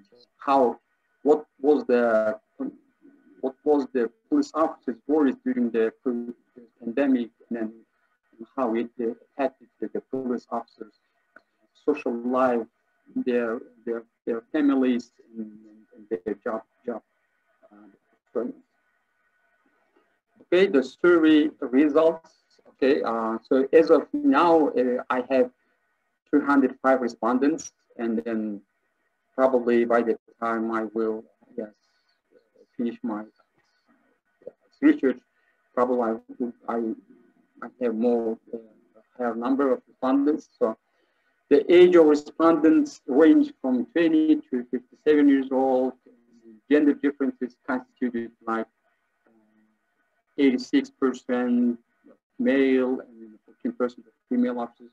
So this percentage are out of those respondents, yes, who answered to the survey. Yes, level of education constituted, yes, differently for high school, secondary school, special education, and of course the higher percentage on the bachelor degrees, master's degrees, in candidates of science, doctor of science, they were 1.7%. Ethnicity constituted 97% of nationality. Lecturer, excuse me, you have 3 more minutes left. 3 more minutes. Okay, so I'm gonna go back. I'm gonna go just my overall conclusions. Okay, so as a result of the research, I came to the conclusion that police officers are affected to a large extent by perceived risk of infection with COVID-19 during a state of emergency. Police officers were worried to a large extent about safety of their family, so who might be infected by them due to their police service performed during the state of emergency. So in my question, I was asking whether or not the police officers were concerned about to move their family members for temporarily to another place, or just move out himself, move out from the families to another place for the period of the pandemic. So, and this is the result of those questions. And then finally, all these perceived risks of getting infected and then concerns about family safety from the COVID-19 didn't affect the job performance and the job satisfaction of police officers. So they indicated that they were really satisfied with their job, and then that they did during the state of emergency, and then similarly, their perceived community satisfaction of police officers was similarly high. They were indicating that the community was satisfied with the performance of the police officers during the state of emergency. And then there was another question that where I was asking whether you were concerned about resigning from the service due to the risk of getting infected, and then the higher rate of the police officers answered that they didn't think about resigning or leaving the service due to the, of course, risk of getting infected with COVID-19. Okay, I'm finished. That's all I have for today. Thank you very much for your attention. If you have questions, I'm ready to answer. Thank you, lecturer, very much for this, for taking on this interesting and unique topic, and for your insider perspective. And you are just on time. And if other people have unsure questions, and that will be in the Q&A section. Thank you. So let me now introduce our last but not least presenters. We have 2 presenters today. They are from, we have Sierra Hanna Pereira, I'm sorry for the pronunciation of names, and Lois van der Graaf. They are education policy researchers from Public Policy and Management Institute from Vilnius, from Lithuania. Welcome, both of you. They will be presenting, our presenters will be presenting their research on education quality in Central Asia in 3 countries, Kyrgyzstan, Tajikistan, Uzbekistan, in light of COVID-19, gaps and opportunities for the development of the region. So the floor is yours. Welcome. Thank you so much, Aygul. And thank you also to the previous speakers that we had so far today, where a lot of emphasis within this panel has been put on civil rights. While I would like to draw your attention to the spectrum of social rights and the right to education. And as Aygul mentioned, we are education policy researchers with increasing work in Central Asia, and therefore it's a big honor for us to be a part of this group and a part of this effort. When we think about education and the right to education, we mostly think, especially in the past, about access to education. If you remember, for example, the Millennium Development Goals, there was a huge emphasis on achieving access to primary education for all children. But what we see more in the recent decade is that more attention is also given to quality of education. In fact, the new Sustainable Development Goals are focusing not just on access, but ensuring inclusive and equitable quality education and lifelong opportunities for all. And this quality aspect is extremely important because we see that children have access and participated in education, but still are illiterate or still lack important skills. And this is important because without literacy, without important skills such as problem solving, communication, conflict resolution, creativity, these children cannot help our countries develop and progress. So in the context of COVID-19, we've seen globally a lot of news and a lot of concern about children who cannot access education. We see school closures all over the world and a switch from classroom to remote and virtual education. We've seen concerns of international organizations like UNICEF and UNESCO that children from vulnerable backgrounds do not have access to internet or do not have a television and therefore are deprived of their access. But we also need to consider that having a computer and having this switch to virtual education does not guarantee that the same quality of education is provided. For example, an important researcher in this case, Hodges, stated that what is happening now in the world cannot be called online education because online education implies that there's a structure, a pedagogy, a curriculum that is built to have online education. While what we see now is an emergency shock where suddenly ad hoc governments, teaching institutions and teachers themselves had to improvise some form of virtual education. So as I mentioned before, there should be a curriculum and pedagogies and infrastructure in place to provide meaningful quality education when it's done remotely.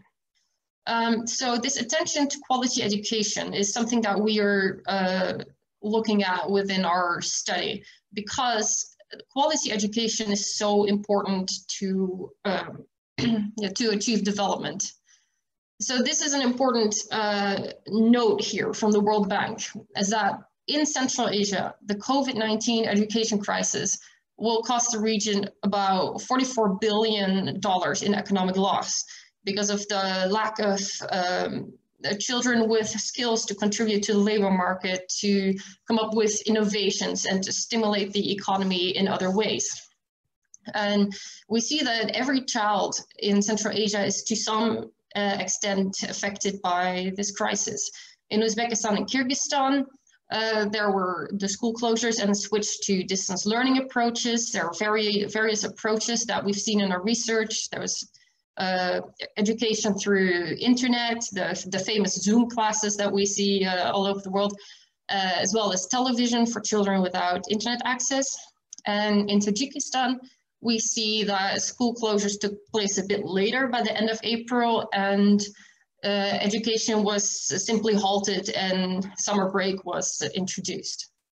So while all these children are affected by the COVID crisis, it also brings an opportunity for governments to look critically at their education system, look critically at the challenges that have been brought forth by this crisis, the gaps that there are in education systems, because COVID did not create these issues. It just revealed structural issues in education.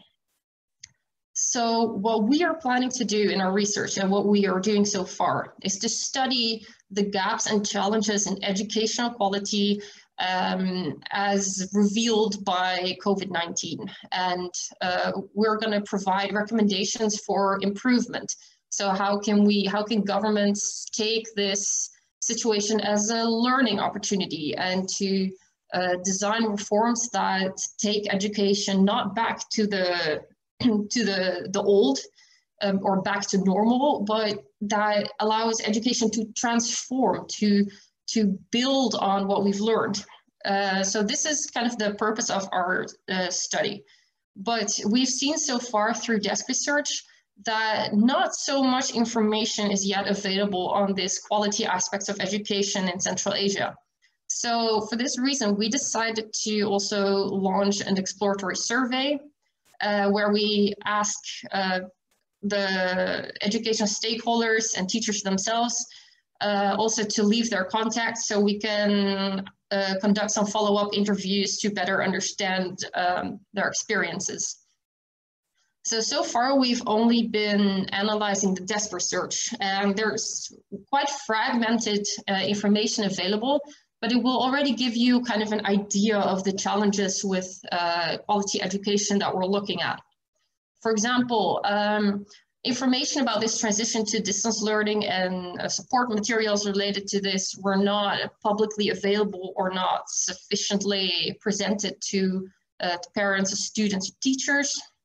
It was noted that, of course, the lack of internet access was not sufficient to follow the classes. Television classes were too separate from the curriculum. They did not build on what was already done in education during the year, and the pace was too high as considered by some. There's a high burden on parents to support their children. There's a lack of ICT skills among teachers and students to manage these virtual education tools. And lastly, a study by the Lawyers for Human Rights NGO in Kyrgyzstan noted that in yet less than half of Kyrgyz parents and their children actually use the websites and TV programs. So we see that there are already several dimensions of quality are here at risk. And so there are a lot of other dimensions of quality that have not been come forth during desk research. So I would like to hand over here to my colleague to present how we are continuing with the survey and which other elements of quality we are trying to identify. Thank you so much, Luz.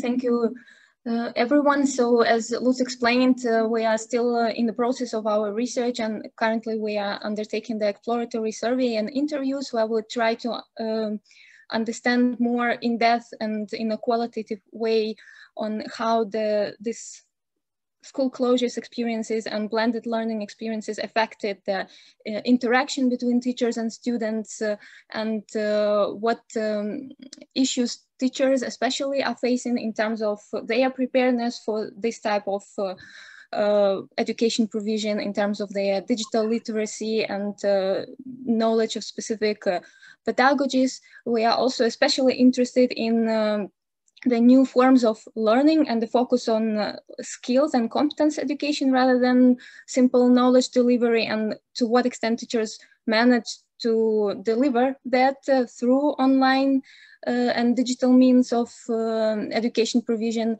And this is where we already see the drawback of TV lessons, for example, because this is more like a one-way communication of information rather than an interaction between teacher and a student.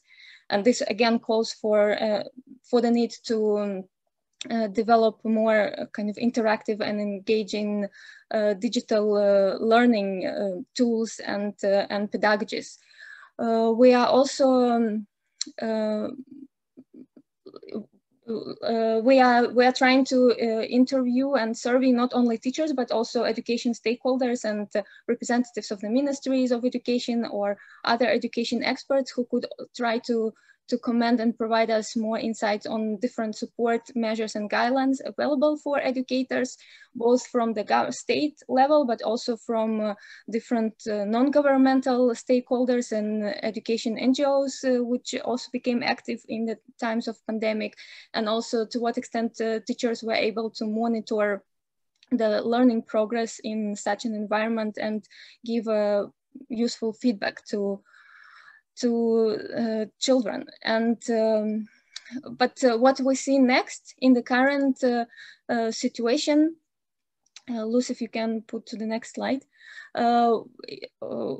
like what we see so far in the world, but also in Central Asia, most of the stakeholders and especially governmental stakeholders have seen this crisis as some sort of temporary thing where, like, after a few months it would be over and then we will all get back to the normal way of life and way of learning. And this is what we also see from some of the parental surveys of the parents which were conducted in Uzbekistan and Kyrgyzstan, where many of them are unhappy with the way the online learning is going and responded positively to the returning to the classroom instruction. And we see that like in Tajikistan, there was never actually a digital or distance learning implemented. So it just continued the way it was before the pandemic started, just with some extra security measures. In Uzbekistan, we see schools reopened, but with some kind of partially blended learning format. In Kyrgyzstan, there is also a mixed approach, as I know from the mid-October, at least primary schools were open, and but in older schools, in higher secondary schools, the distance education is still continuing. But what we don't see so far in kind of in the longer term vision of the governmental plans in how to advance the quality of education further and take this pandemic situation as an opportunity to reform an education. We see from the survey some of the like the initial responses to our survey, teachers are commenting on the issues of for example, lack of high quality methodology of distance learning and the issues of internet connectivity, which affect not only the access to education, but also the quality of learning. And it's hard to imagine how you can make very engaging and interactive learning lessons resume when your connection is constantly being interrupted. And we also see the need to advance the governmental thinking into planning this more comprehensive digital transformation roadmaps that would focus not only on the internet connectivity, but also on competence development, on bringing issues such as digital security, digital safety, digital well-being, because these are the world and the world trends we are all living in through, and most of the countries will actually be more digitalized sooner or later. Anna, and you have 1 minute left. Okay, thanks. And what we see, what we can learn as the maybe lessons from from this crisis is that first of all, we see that ministries and schools are not the only education providers, and we also see that there is a growing role of EdTech community, education technology, and actually crisis accelerated this development, and this is one of the important trends in addition to those that Ekaterina Schulmann mentioned today during the keynote. So it's key to embrace this innovation and reimagine the existing frameworks. And it's also important to understand the new role of schools, that traditionally it was to give opportunities to disadvantaged kids, to break the cycle of disadvantage, to provide their inclusive learning civic spaces and social spaces. But in the digital context, the challenge for teachers is to try to find out the ways on how to create this safe digital learning spaces and still serve as an important social and civic spaces, but in the digital format. And this crisis gives us the opportunity to reconceptualize schools, especially for the improvement of inclusiveness of education. And our initial analysis shows that the traditional view of school is in jeopardy, but this should not be seen necessarily as a negative trend. It is part of the change that we are undergoing anyway. And given the possibilities that it creates for inclusiveness and for global citizenship, especially for disadvantaged communities, this change is very much welcome.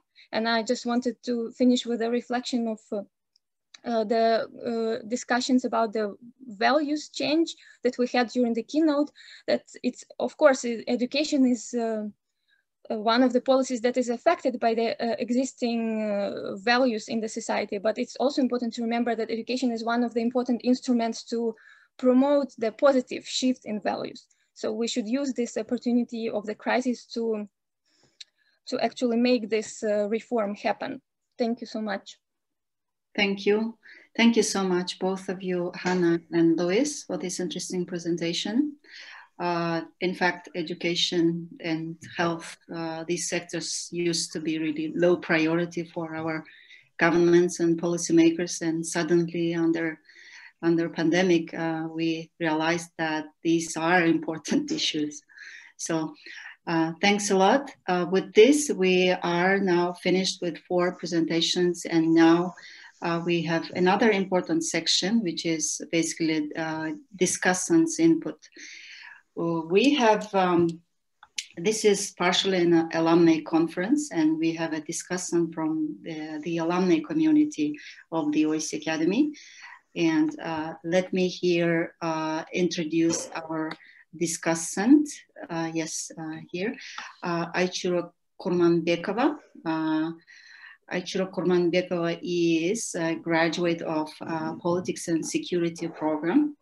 And Aychiro is an associate and Human Rights Watch at Human Rights Watch in Kyrgyzstan. But Aychiro has in the past also worked for UN Women, and she did research on gender issues, gender equality. And Aychiro was also Central Asia Fellow at George Washington University, pre-pandemic years. That was last year, right? 19, I think you were there.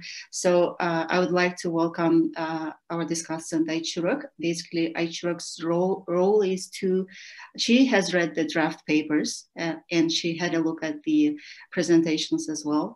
And she will be providing her comments and feedback to each of the presenters' papers. And after that, you will have a chance to respond to Aychiro as well. So Aychiro, welcome, and the floor is yours. Thank you, Aygul. Dear presenters, thank you so much for your great presentations and for the papers who sent me those papers. I really enjoyed reading them. So I would like to go one by one. And let's start with gender-based violence. So I would like to start with Gulnoza. Gulnoza, thank you so much. Gender-based violence is my favorite topic, and I really love it. And I've been working in this field for a while. And I think you did a great job. You looked into this issue deeply, and I see that you have an experience, right? And so I think your paper, I read your paper, it is well structured, there is a lot of information, you do all the references. I really like that you look into the mechanisms of how government tackles the issue of domestic violence in Uzbekistan, and also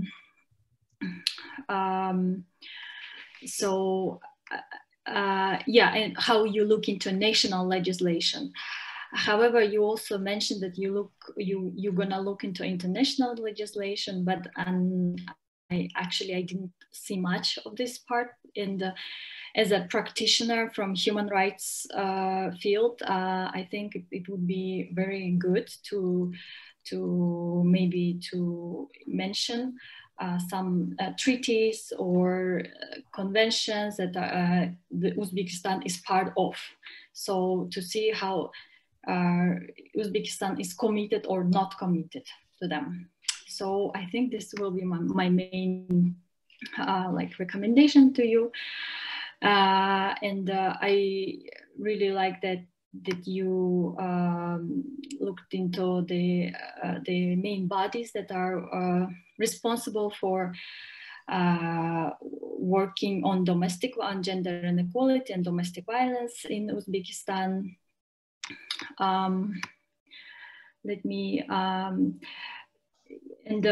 I see that you don't have, in Uzbekistan, there is no official statistics on domestic violence, and it's great that you managed to find an information from data from UNFPA.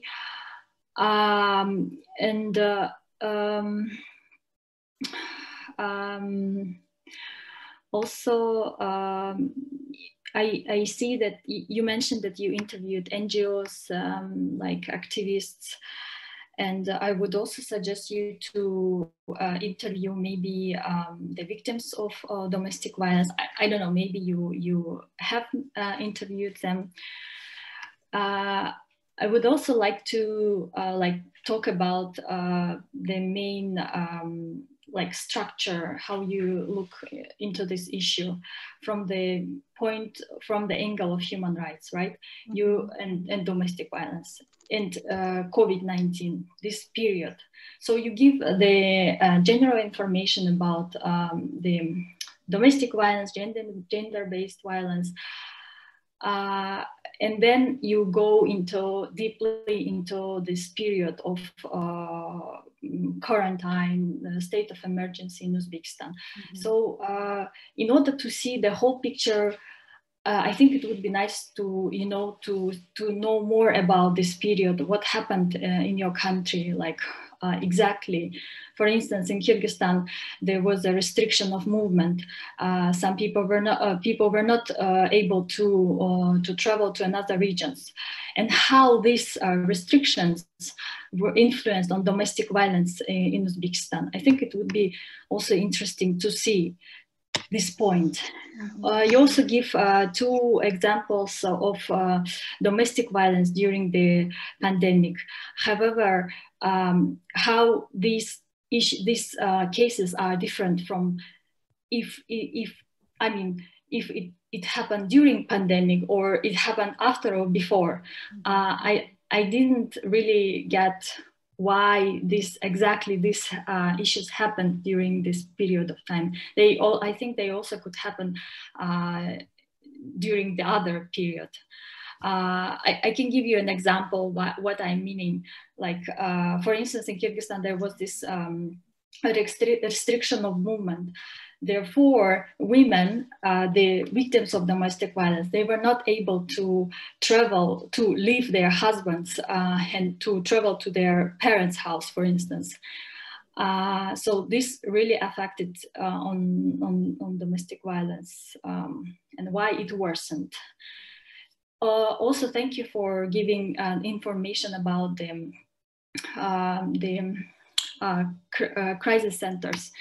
This is very important, and I agree that government it has to ensure crisis centers work even during state of emergency, and NGOs should be able to work, really work during this period of time, even if government cannot give this support. Okay, do we have, yeah, I will just give me one more minute. So yeah, and I also really liked your point about the importance of NGOs, and I think that you have to elaborate on that more on your paper, and going into the recommendation part.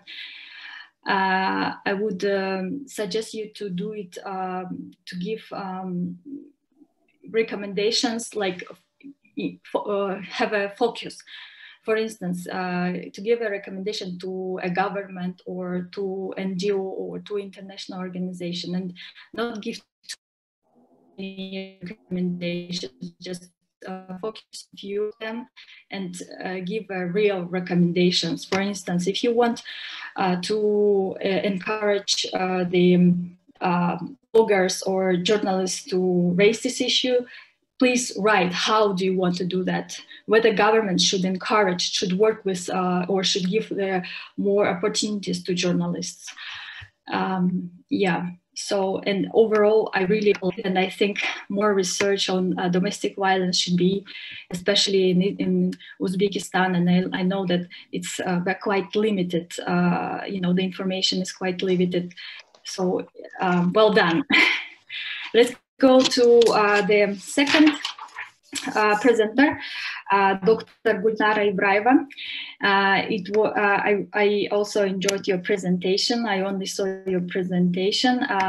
When first my impression, I was like, okay, just graphs, what does it mean? But after you really presented it, I saw your real approach. It's a little bit different from what Gulnoza did, but still very. It's also very interesting to see from this angle on the domestic violence, right? So in your presentation, you give the very interesting theoretical framework for domestic violence and how prevalence of domestic violence, and you give all these important issues of social norms. I didn't really understand why. I mean, you were saying that you wanted to interview NGOs, state, and etc. and victims. I think maybe I didn't understand that, but it would be also, I think, interesting to know, like, to interview these people for your, maybe for your paper, if you're really going to write a paper. I'm sorry. So I really liked your diagrams, and it's first time I see that someone analyzes the coverage of domestic violence in Kyrgyzstan during this period of time. Very interesting information, very important to know, I think, and maybe to raise it among media, that maybe more attention is needed. I would also like to see in your paper, I would I see you are very, very experienced. You have amazing like knowledge, and yeah, I know, but we would like to see more recommendations from your part, from you as a professional, as a PhD, right? And I'm sure you can do that. So also my so yes, protection orders. Yeah, protection orders are very important also. It was very interesting to see the effectiveness, the how it was growing, the effectiveness of these protection orders. Yes, so this was my my main comments, and yes, and the last but not least, yes, example of comparison, combating terrorism in Kyrgyzstan, combating domestic violence. It's very impressive. So I think we also need to to say to the government, hi guys, you see how you combat terrorism, but neglecting domestic violence, or trying to avoid this issue. So thank you so much for this. For amazing presentation, and I'm happy that you were able to do it. And let's go to the next presenter, Bekchoro Ali Askarov. Bekchoro, this is I agree with Aygul. This is a unique topic. Actually, we tend to ignore or even criticize law enforcement officers, police officers, but here you are trying to show their fears, their perceptions, and it's also, I think we also need to do that. People need to see that, and I hope you, after you finish your research, you can write some good paper or policy paper and share with public. So thank you for your for good overview of your research aims, research study, methodology. I think it's quite solid, and I understand that it takes some time and it's maybe not finished yet, but even now we can see very good results, very good findings. I have a question. Maybe I didn't understand that. You mentioned about the theoretical background and the theoretical framework you're gonna use, or you used for this research, the fear of crime. How exactly you're gonna apply this theory, or you applied already in this case? In Kyrgyzstan case, so it would be very interesting for me to know. Also, I saw the graphs. You actually, unfortunately, were not able to see. Participants were not able to see those graphs, but I saw them, and I saw that you did a lot of, questionnaire surveys. It was a big work. I was a little bit confused with the regional representation of your respondents. The vast majority is in Bishkek, but I see that very few people from Osh, I think, or Osh region participated, and I think it's one of the the biggest region of Kyrgyzstan. How do you explain this? Also,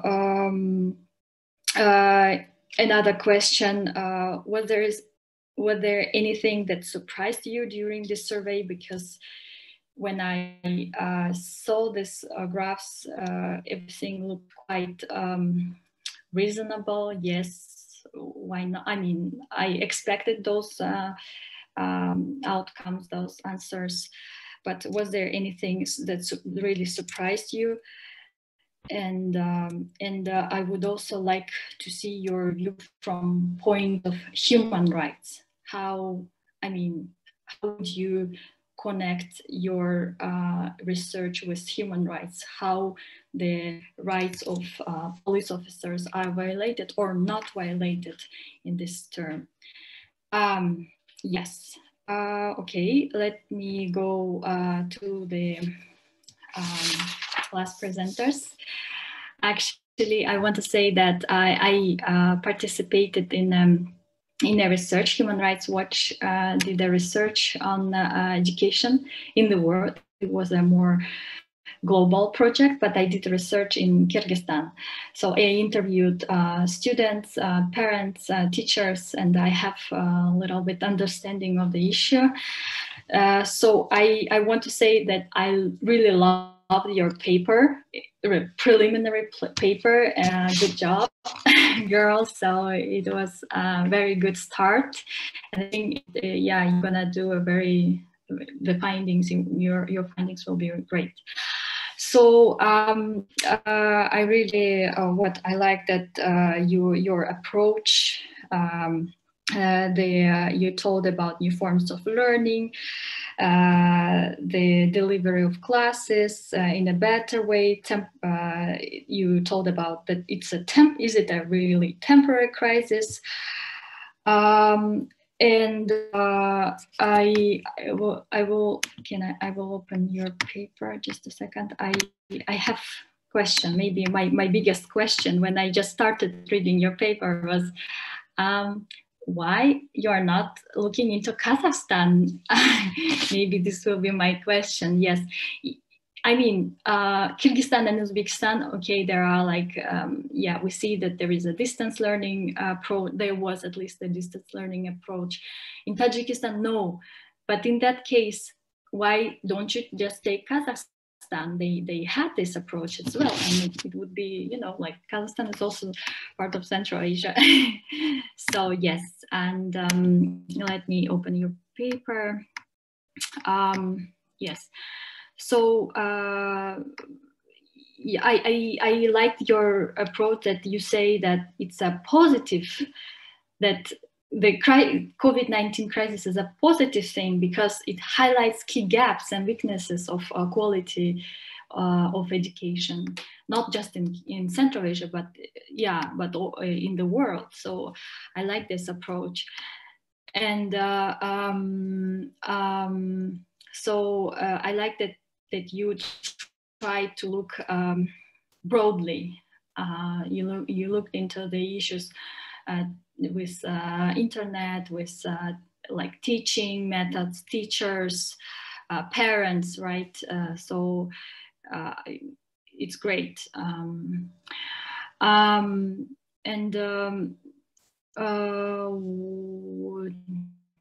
Yes, I have one question, comment about Kyrgyzstan school. Year commenced with a continuation of remote education, which is true, but except for those localities where a safe face-to-face education could be guaranteed. So I would suggest you to double check this information, because it's and maybe if you would like to refer to this exact information, but just give a like, where did you get this information? I'm not sure it's correct. It's yeah, I would just double check this. Very good point on digitalization of education. Yes, it's I really liked it. In your paper, I didn't really see the recommendation part. Maybe you are still working on that. So I would love to see your recommendations, though I saw the recommendations from the World Bank, which was great. I really like the structure of your paper. It's great that you, after the main part, you go country by country. It's so easy to read and people can focus on their own interest, right? Yes, and in terms of Kyrgyzstan, I can give you more recommendations how to, you know, like maybe how to structure it also, because I mean,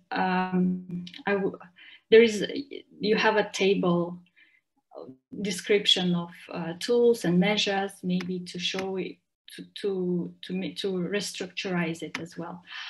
Also, I would suggest you to look into low income and high income families as well. This is also important to see how poor children are getting education were getting education during the lockdown. Yes, so in the quality of TV shows, TV programs during the distance learning. Overall, I'm very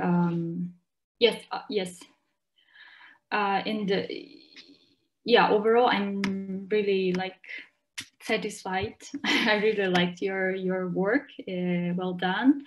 So if you if you would like to talk more about your paper about the education, maybe I also we can contact, and I can suggest you maybe the more information about interviews and etc. and maybe about structure. But yeah, thank you so much. It was so great pleasure to listening to you and to all the speakers, and the presentations were amazing. Thank you. I'm a little bit, I'm on time, I guess. Thank you. Yes, excellent timing. Ayçur, thank you so much for your feedback and for your hard work.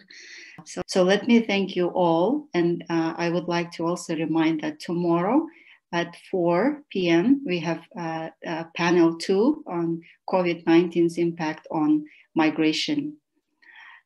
So we are, you are welcome to visit us again and participate.